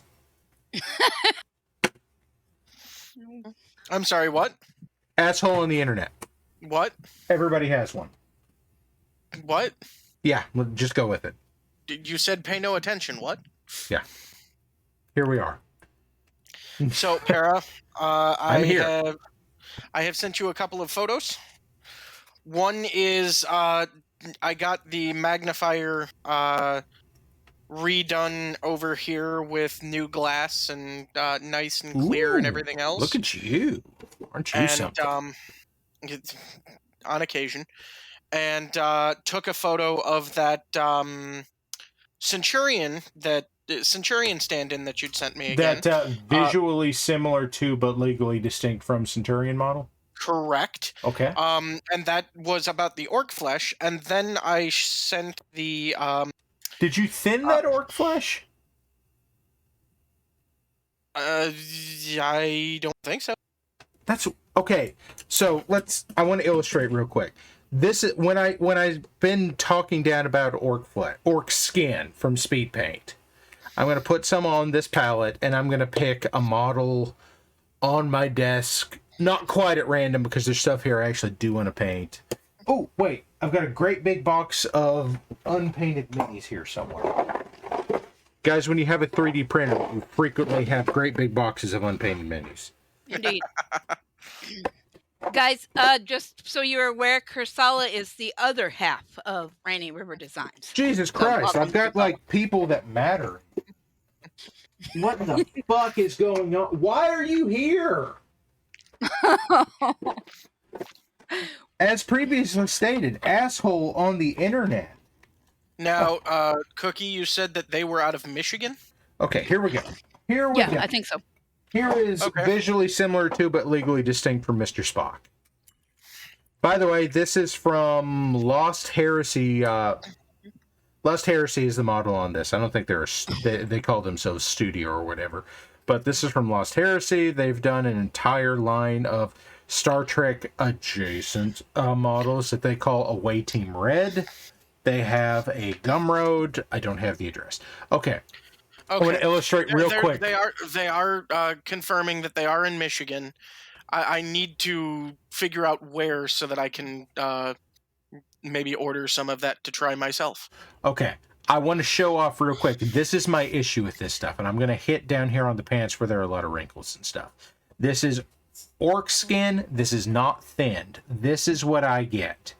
Oh, that's a great quote for 50. Good. Sorry. Like, it's just, it's not doing great stuff for me. Go ahead, Data Nerd. That would be extremely helpful. What are we doing? Dropping the website for the paints. Okay, so this is what I'm getting. Like, on Mr. Not Spock here, it's actually sinking in okay here, but, like, I'm having to do a lot of work to get it to do that. And, like, when I did this on a battle mech, it was just flat green. And, you know, I understand it, but I'm totally used to doing a lot of work in all of my stuff, so I guess maybe that is why it didn't bother me. Okay. Because I had to do less work than what I'm used to with a green. Okay. Now, to be fair, like, when I take... And this is an unfair comparison because, as previously mentioned, Fire Giant Orange is witchcraft. And we got 65 people in here, and this is usually after the time where I've signed off, so I guess I need to go later. I can't do that most of the year. But, like, orange. Like, look at this fucking orange. Look at this. I haven't done anything to this. I just put it on the model, and it's like, yeah, that looks like orange. That looks like orange clothing is supposed to look. Spock is getting ready to descend upon Boston and during the March 17th. That's why you're painting him that color. Sure. Right? Yeah, that's exactly what's going on. Yeah. That one color stands for the Catholic side, and the other side is Protestant. So there you go. Or Neverwinter says it's Aquaman Spock. There you go, Aqua Spock. Who's Aqua Spock? Spockwaman. Spockwaman! There it is! But obviously you see that with what I was doing, I was getting good results out of it. Yes, that's true. So, and, like, I'm willing to see that. I'm also thinking, guys, this is one of those cases where broad, flat panels on stuff don't take to this stuff well. I'm going to show you this Orion I was working on. Okay. And I'm not happy with this Orion. I need everybody to know that. This is after I've done some extra work on it to even get close to acceptable. Okay? This is the Orion. It was orc skin and then some more stuff to try to layer it up to get some definition in it. And just like these speed paints on big flat panels, they just don't really work. And, like, that's a known issue. And, like, it's okay. But to get here, there was more work in layering on lighter colors than there was for the base colors. Right. Honestly, what I've found that I really like is to cut the speed paint that I'm using with an acrylic ink. Because the ink tends to be, you know, a little bit thinner. And you put it over, and it really works well. Now, I didn't do that with that legally distinct Centurion, but the terrain piece that I've been working on, all of that is cut. If anyone's wondering what I'm doing, I'm just leaning into Spockwoman at this point. Spockwoman. He can speak to space creatures. Where did you get that Orion, Parallax? That Orion, I'm not sure. It was not a Sylogy Orion. Oh man, I'd have to look that one up. I am not sure because some of the Orions have like different Orion here. This Orion I liked for a while because it has more greeblies on it, more definition. Like, there are vents here on this arm. This is also not a Sylogy one. And it's clearly not the MechWarrior Online one because this is the MechWarrior Online cockpit. It's flat on the front and whatever. This one has a curve to it, but it's still clearly inspired by the same design, but 9 times in 10, I cannot get these arms to print actually round. I am still trying to find a good Orion to print, and it is a pain in the ass. Orion here. Yes. Orion, indeed. If Goat Is was it here. yours, Ursula? Was that one yours? Wait. I have no idea. Like, maybe? Like, how in the fuck does this keep happening? What are you people doing here? Why? Why do you pay attention to... I am a to mediocre stream? at best painter on the internet. Why are you here? Because you are willing to share your mediocre work with the rest of us. And by the Thank way, you, Warlax. It's not mediocre. It's very good. Some of it is. What I do on this channel is not my best work because I'm doing it quickly. But we're closing in on Aquaman. Oh, Aquaman's boots are green also, so let's go ahead and fix that. And by the way, his gun is going to be gold because he doesn't have a trident. That was one of the things that we found going through my childhood toys when I was at my parents' house this last week. And it was like, here's all the Super Friend toys that were your brothers. Like, fucking Aquaman! Ursula says that blue one is definitely his, and it is a mess. Okay, is my painting a mess, or is there another mess here? Because, Ursula, I like that model. I like it a lot. But I can't get the fucking arms to print round.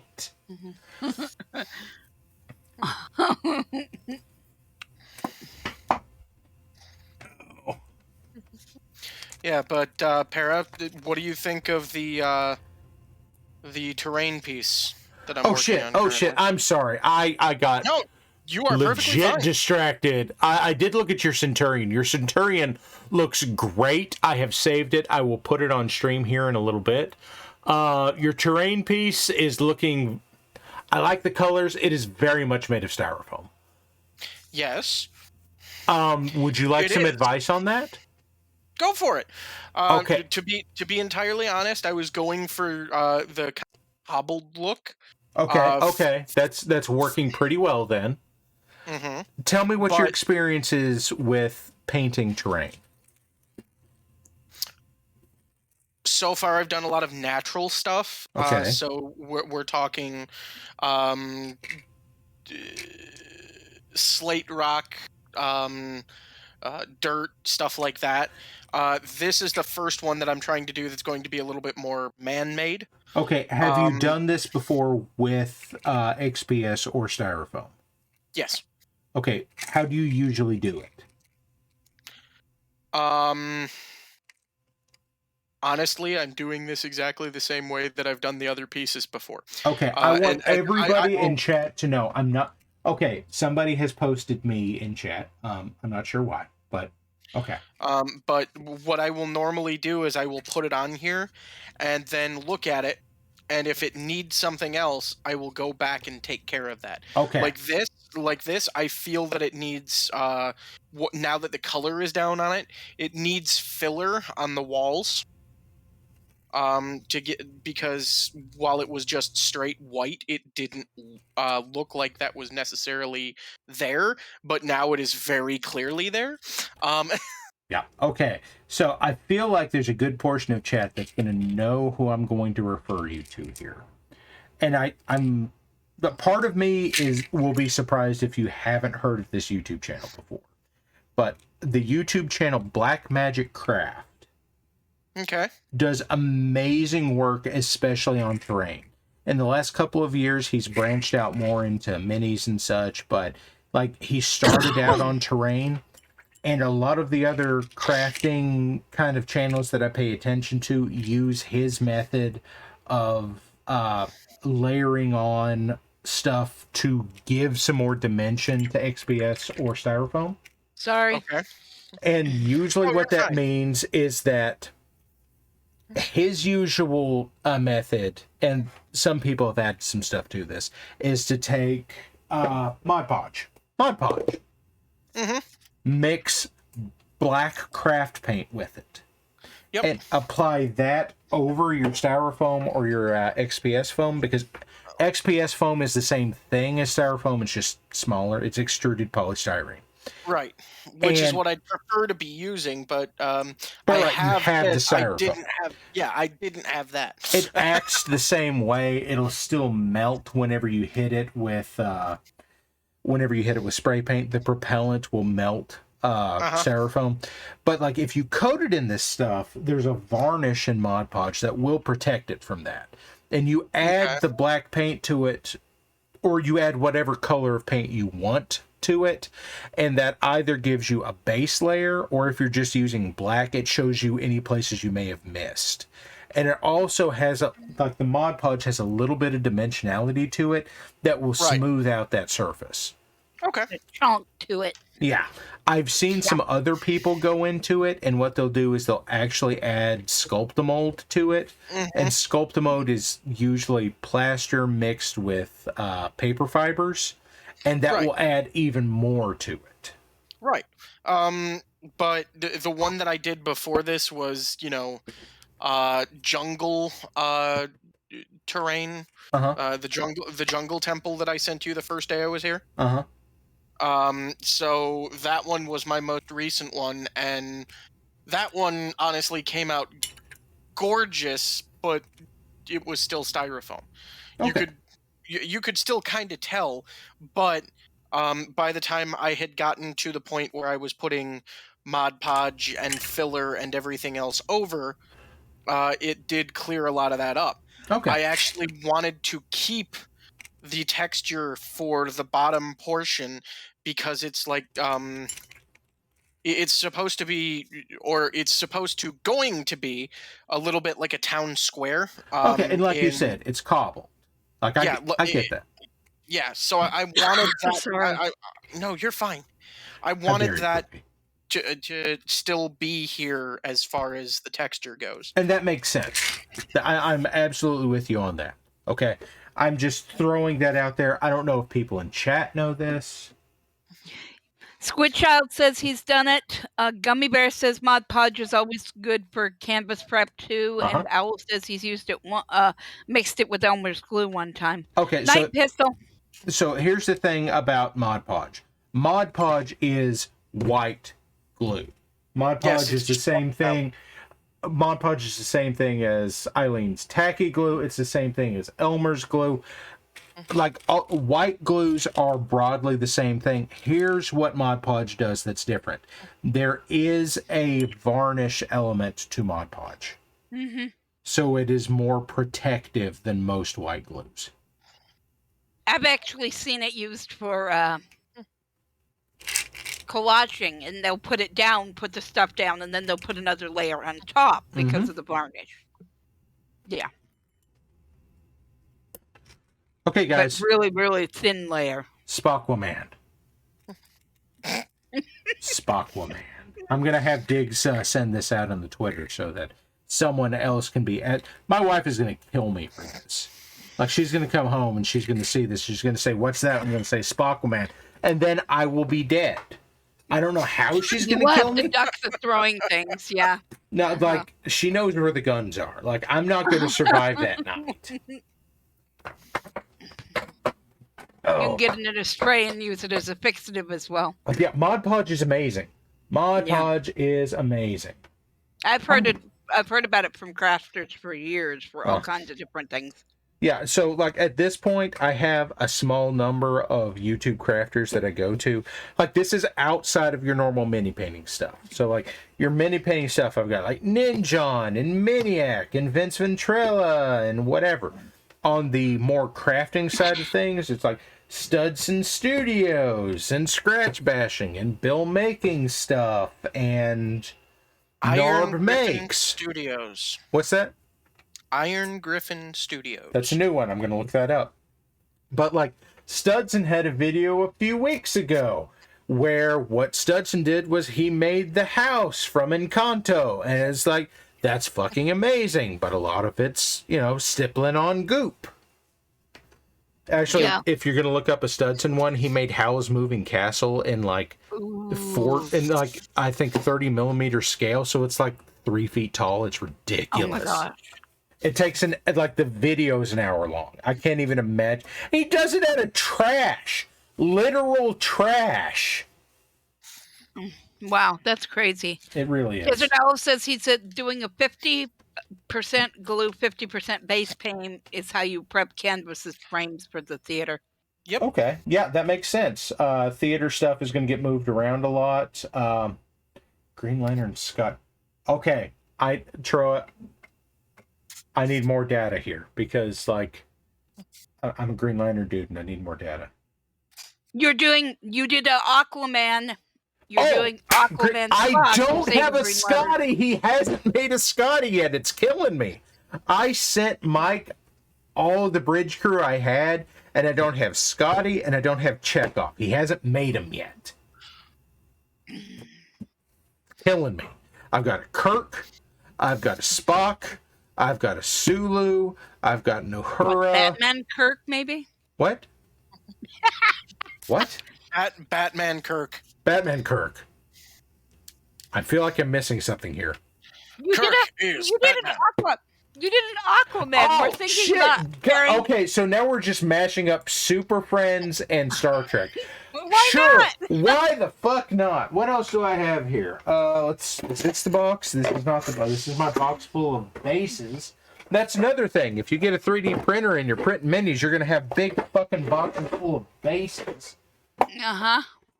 And also, you're going to have a whole shit ton of resin boxes. Uh-huh. So here's Kirk. Who else do I have in here? That's a Rhodian. Just to let everyone else know, the shipment that I received from you came in a resin box. Damn straight it did. Why not, right? You got them around anyway. They're around. Yep. They're sturdy boxes. I covered it in paper and shipped it. You might have a lot of it. No, by no means am I complaining. I am just stating, yes, he has a shit ton of resin boxes. And there's Uhura. Okay.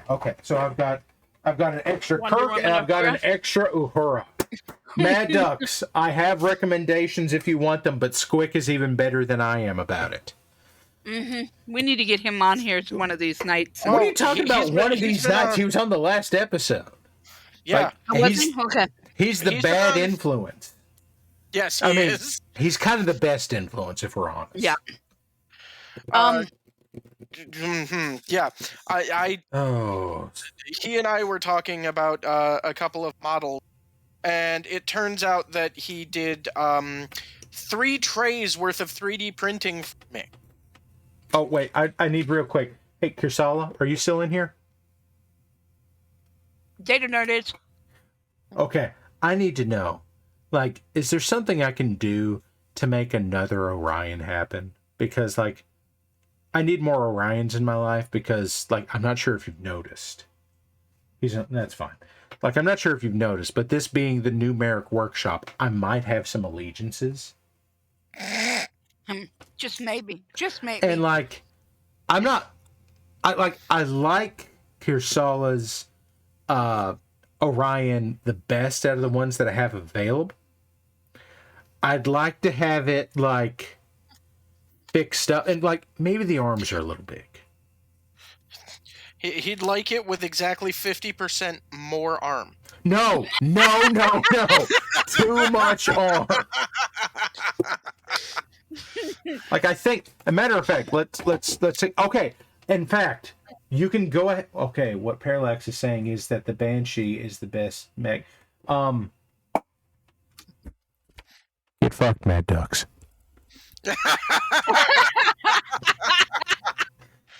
Okay, so, like, to prove a point, like, this is my big boy Orion.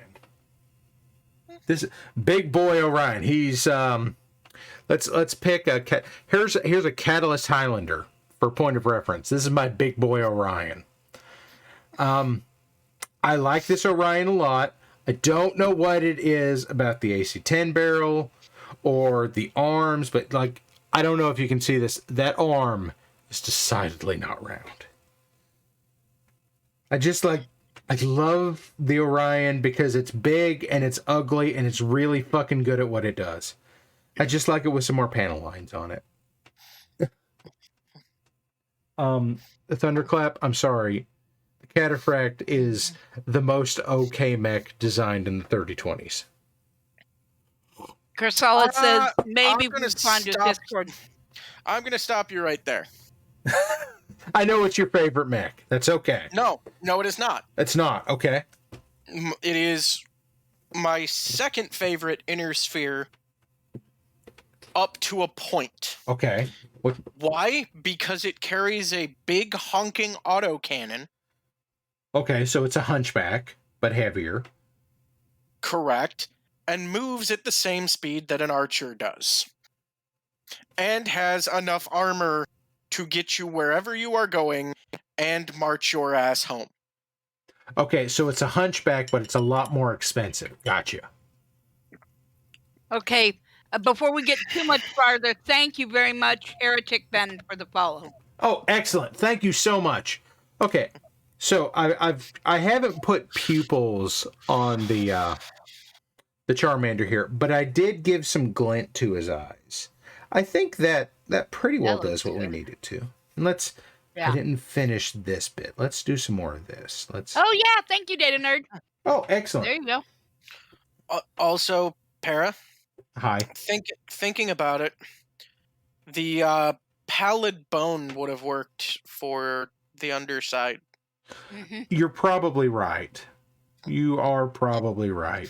But I was already so deep into trying to get that the belly back to a white to do something with it that the yellow was going to be easier at that point because I wasn't. And that's fine. I just realized it myself. I'm sitting here and I go, oh, wait, hold on. That probably would have worked as I'm staring at my pallid bone.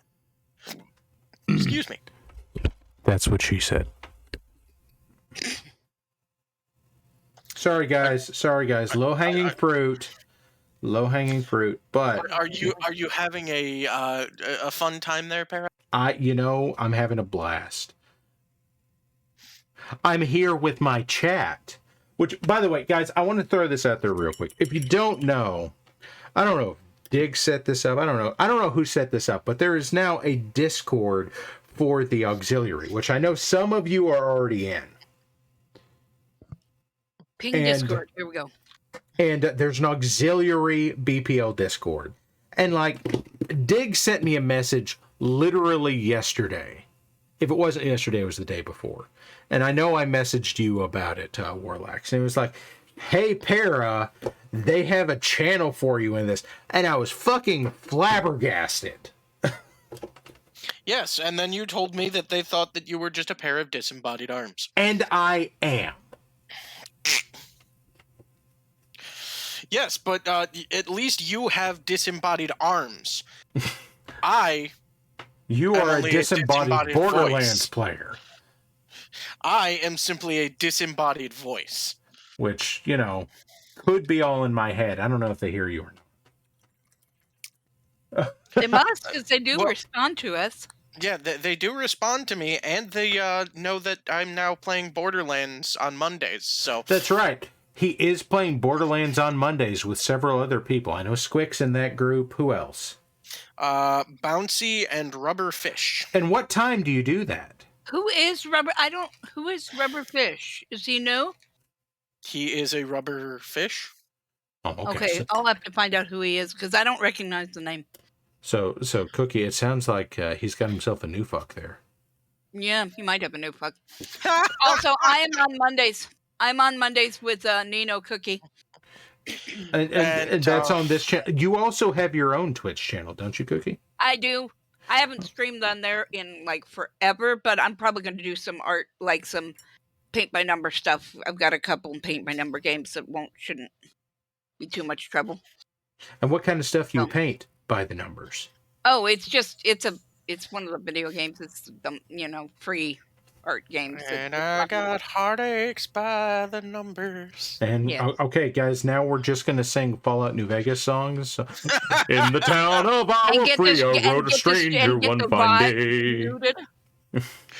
Oh. Get the VOD muted. Shit. Showing my flavor of nerdiness when the first thing I think of when I see painting with Parallax, I'm imagining a PBS painting show starring the. Give me just a second. Give me just a second. You mean this one?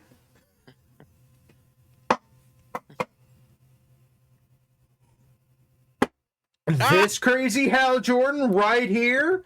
Parallax? This one, who may or may not have been the inspiration for my name? Because there's different ways to see things, guys.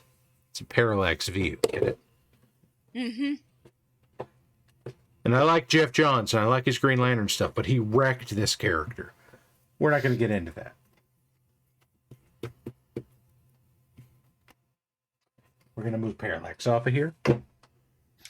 It's entirely possible that there's a number of Green Lantern things around me. We're not going to get into that. Oh, man. Okay, so let's see where we are. Apparently, I need to put together like a list. I have like somewhere, I swear. Okay, here we go. No, I don't even want to talk about that movie, Caboose. My feelings are still hurt 10 years on. Okay. Oh, no, I can't use this book. This book is made of rocks. I wish I were kidding. This book is made of, like, slate. It doesn't take fountain pen ink.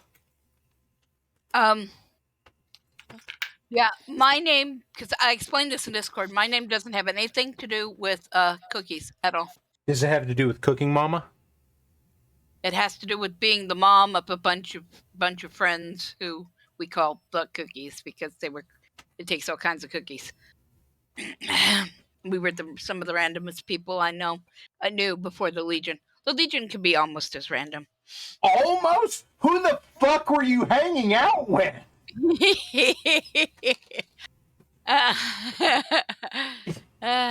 Okay, here we go. Lol, so random. Raises Your name originated in a shit post. Wow. Okay. Here we go. Oh, shit, that was a scalpel. Please be careful. I was reaching for my pre-96 Schaefer Targa fountain pen, one of my 3, and I'm going to write down notes. That's my ink. I need to. Do not hurt my friend Parallax. What if I hurt your friend Parallax? No, don't. Okay, so I need to Not allowed. message Kirsala for better Orion. Done. I have a note now. Everyone's seen it, and my fancy fountain pen. Now I'm not going to forget. Oh, let's see. Guys, it is 20 till midnight in the Central Time Zone. At the very least, I feel like I need to let Warlax go to bed because it's almost 1 in the morning in Michigan. And? You don't work tomorrow, do you? No, I don't. Okay, guys, we're going to do some dumb shit now. Who wants to do some dumb shit? Can I get a hell yeah in chat? Well, can you show some stuff? What kind of Oh, no, I can't do that. You did send me some stuff to show off like 45 minutes ago, and then some asshole just like kept talking. Oh no, you're fine. It's much funnier if I refer to myself as some asshole. I have it on good authority. We're getting a lot of hell yeah and a lot of yay dumb shit. Hell yeah! It's 1998 and we're a WWF show. Okay. Now, OBS, let's see what you're going to do for me. Now, I want everybody here to know that I had like a whole new setup with Streamlabs, and it was going to be a thing, and it was going to be cool, and then like it didn't work. So, but I did change the title card, so that was different. But I was going to have like chat in the window, and there was going to be a whole thing. Thank you, Owl. Thank you for the biddies. Huzzah. Your sub is going to run out. You should do something about that. Wait for the next... Dude, do whatever you got to do. Yeah. Like, we are not here to, like... I don't even know what we're here for. Why are we here? Just shit post and have fun. Only Sounds to like suffer. a plan. Only to suffer. Where in the blue fuck did I save those pictures you sent me, Warlax? I don't know. Why not? Because, Para, I am not you. Wait, other people are different than me? Yes. My world is rocked. Chat, did you know this? Did you know you're not me? Chat, did you know you're not extensions of me? That is absolutely hilarious considering your screen name, sir. Shut up. I'm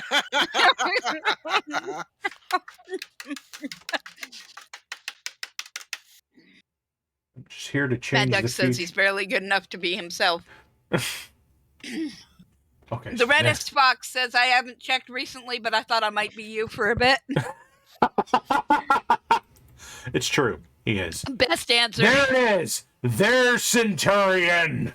Centurion. Oh my gosh, that's huge. Why and is he sideways. so big? Why, OBS?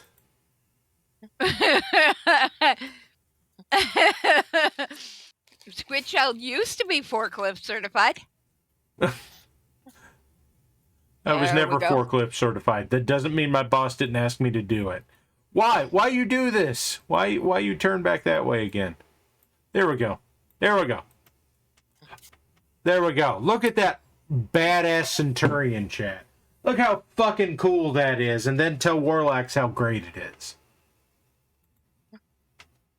Oh, Cookie, I just came up with a really great analogy for how old I am. Do you want to hear it? Mm-hmm. Yeah. Okay, I am so old that I am torn between being really tired of Kevin Smith and looking forward to Clerks 3. Okay. I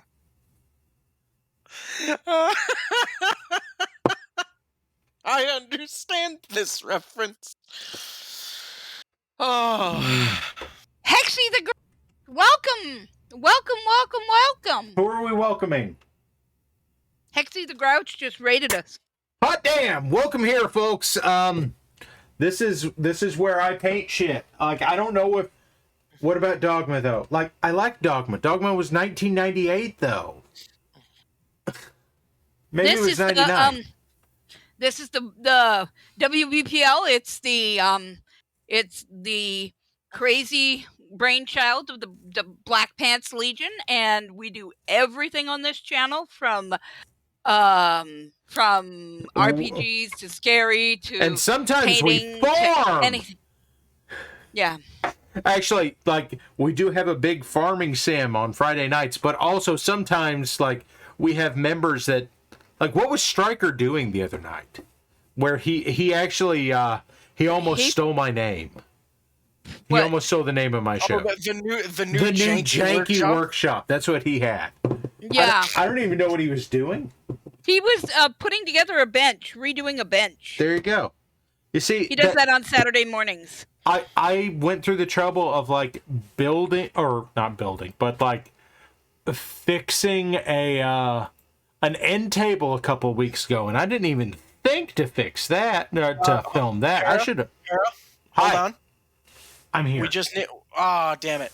I was trying to interrupt and say we need to say noise. Noise. Are we at 16? Oh, shit. We had been. we were a minute. We were at 69. Yeah. Nice. We were at 69, which was nice. What was that chonky boy you were working on? Oh, that was Warlax's. What was it, Warlax? Legally distinct Centurion. Yes, Okay. a visually similar to but legally distinct Centurion from Warhammer 40k-ish. Yes. Ish. Okay. Ish. Most of what we do though are battle mechs. Sometimes. You know, a lot. I do a lot of shit on here. Like, here's like a 60% Princess Zelda. Here's Wedge Antilles. That's true. You do a lot of different things. I'm just Oh, yeah. fucking weird, guys. Let's just, like, here's Thomas the Tank Engine if he were a Mad Cat.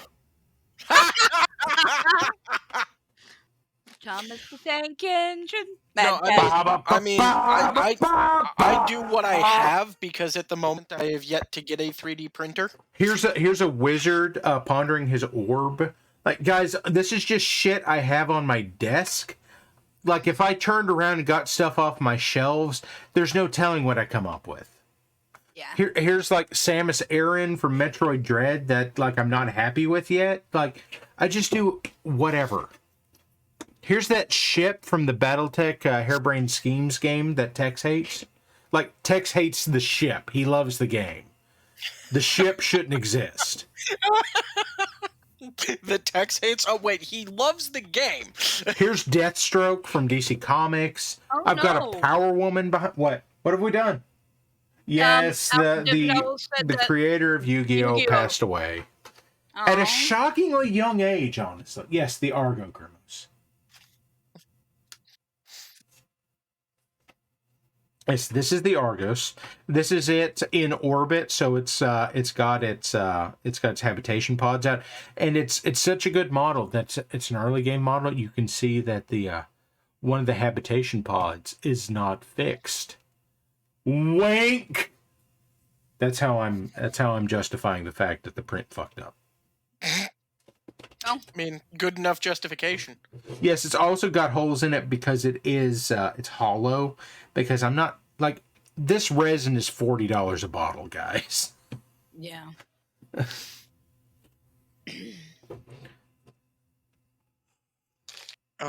I'm going to tough this out for 10 more minutes and go an hour past my usual time.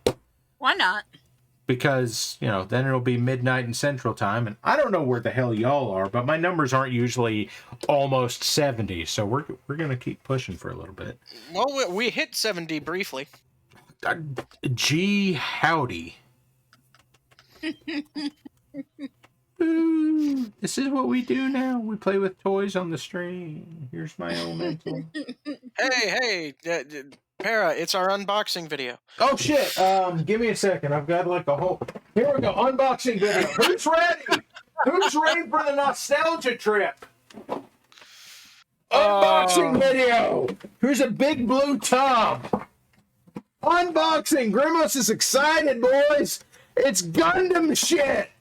Because at one point I was an adolescent. Look at this. Look at this. It's Gundam Alex. And it's got all the armor bits. Who's ever seen that? Ooh. I was talking with. I don't even remember who I was talking with. Honestly, I was having a conversation with somebody about G Gundam at some point. Oh God, no. G Gundam, like, my son found these toys. Does not exist. At my parents' house. Like, we're going to get into it. Give me just a second. He found these, and like, suddenly, he wanted to know if there's a cartoon. Of course there's a cartoon. And I'm asking around to people that know more about Gundam than me. I'm asking Mecca. I'm asking other friends. Anybody that'll listen, I'm like, please tell me there's a kid-friendly Gundam that's not SD Gundam, because I'm not watching Chibi Gundam. And like I brought up, I know there's G Gundam, but there's like cultural insensitivity, and then there's racism, and G Gundam has Neo Mexico, and it's literally a sombrero space station. And it's the tequila mech. Yeah, Build Fighters is one that I've heard, Zen. That's probably the one we're going to land on. But also, you guys should watch Iron Blooded Orphans. No, do not. Well, thank you for showing up, and yes, if you need my information, you can contact me, and I will definitely get that to you. Okay. So, yeah. Somebody prefers also, Wing welcome, Gundam. Who was it? Somebody followed. Sorry, hold on. Oh, somebody followed. Guys. Markamoto. Markamoto followed. Guys, I want to reiterate, I am bad at painting and streaming. So, here we are. Here's a random box full of Gundam toys from 30 years ago. I hope everybody's excited. Oh man. Like, let me pull one more out just to show off. There you go. That fucker. And I have some of his bits. Because he's got 1 billion bits. Which one is this? This isn't Dark Gundam. I don't remember which this is. Devil Gundam. Grimos doesn't know. I don't know, guys. This is what happens when you Devil Gundam. Yes, this is what happens when you give Gundam producers a budget, I guess. I don't even fucking know at this point. It's got a face for a crotch, guys.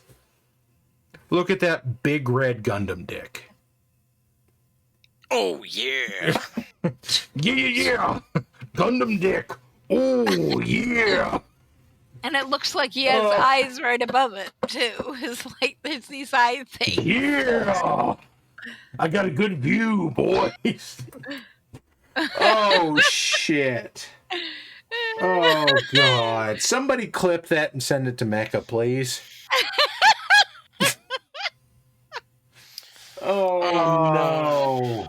Oh, this is no. what we've come to. This is why we don't stream for an extra This is hour. why we don't do 3 hours, guys, because eventually I say the words Gundam dick, and we're all stuck with that memory. Like, nobody's getting... We got 71 people here that just heard me say Gundam dick. Oh, my God. This is my high point. This is the high watermark for this show. Well, guys, it has been absolutely great. We do appreciate it. We will not be on again. 73 people. Good night, everybody. I'm doing like 5 more minutes here, guys. Gundam Dick, and Spaquaman. Like, why do I try? Sláinte, boys. Cookie, I thought you were supposed to stop me from making dumb decisions. Guys, quick Cookie story. Uh-oh, you have your clip, by the way. Excellent. I've never regretted anything more in my life. Quick Cookie story, guys. Everybody knows the Legion loves Cookie, and that Cookie is Legion Mom. Cookie, you know your Legion Mom, right? Mm-hmm. Okay. Have you guys ever seen, like, a dog that gets fussed at for doing something it knows is wrong?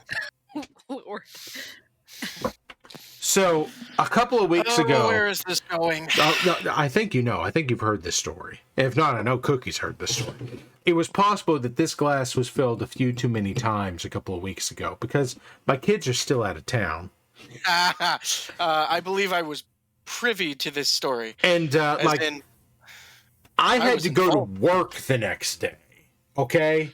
So I'm like, then I sent Cookie a message saying, Cookie, tell me to go to bed because I respect your opinion. I didn't say this part, but like, I respect your opinion. If you tell me to do it, I'll do it. And it's like, Cookie, tell me to go to bed. And I get this message back from Cookie. It's like, Jesus Christ, Cookie, Jesus Christ, Parallax, be better. Be like... Get control of yourself. Go to bed. What the hell is wrong with you? You're like in your mid-30s. Take care of yourself. What are you doing? I'm just like, oh no. I'm like my grandmother's fussing at me and I haven't felt this bad. Like, what the fuck is happening? It's that way. I know you didn't mean it that way, but I was also very lubricated at the time. I'm just like, fuck, I guess I'd need to go to bed. No, he was extremely lubricated. I had opinions, and I was willing to share them.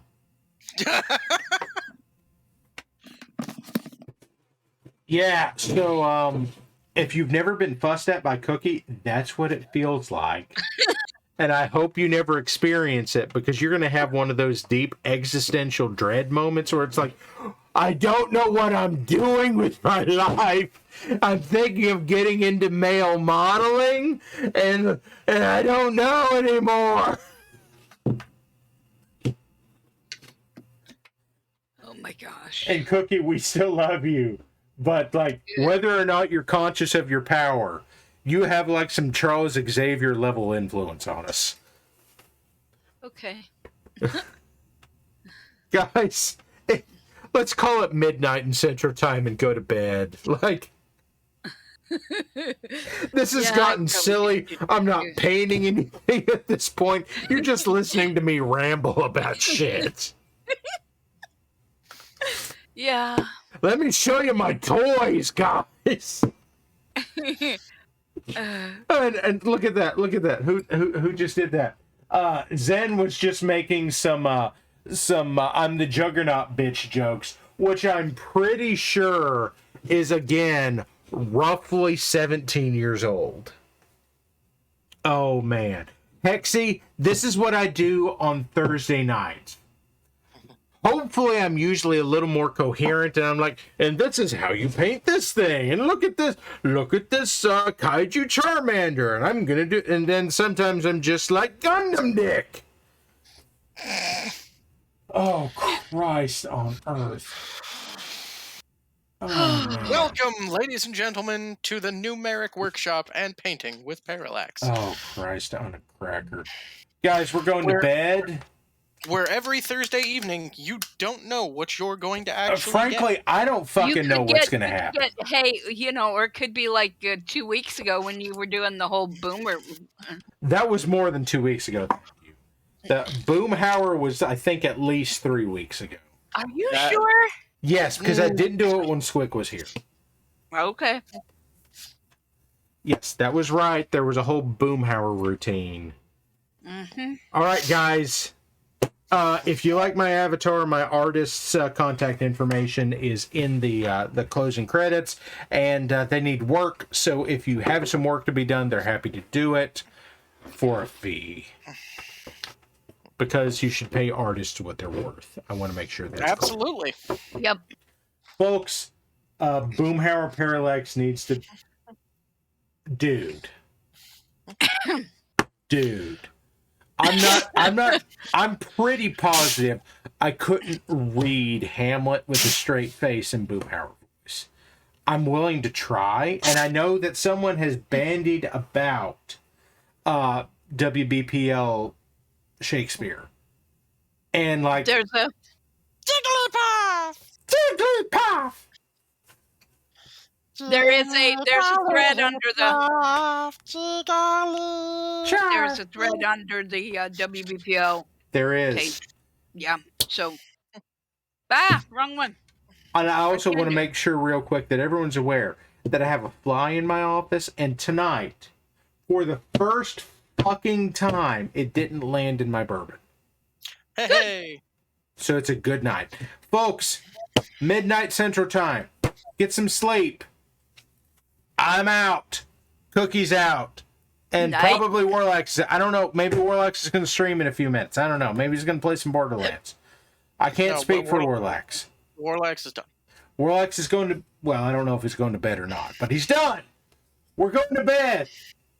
Hot damn, we had a good time. Yes, we did.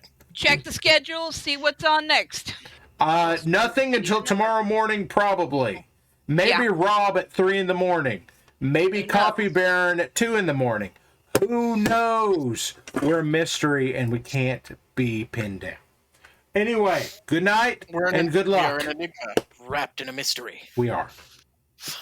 Later on, y'all.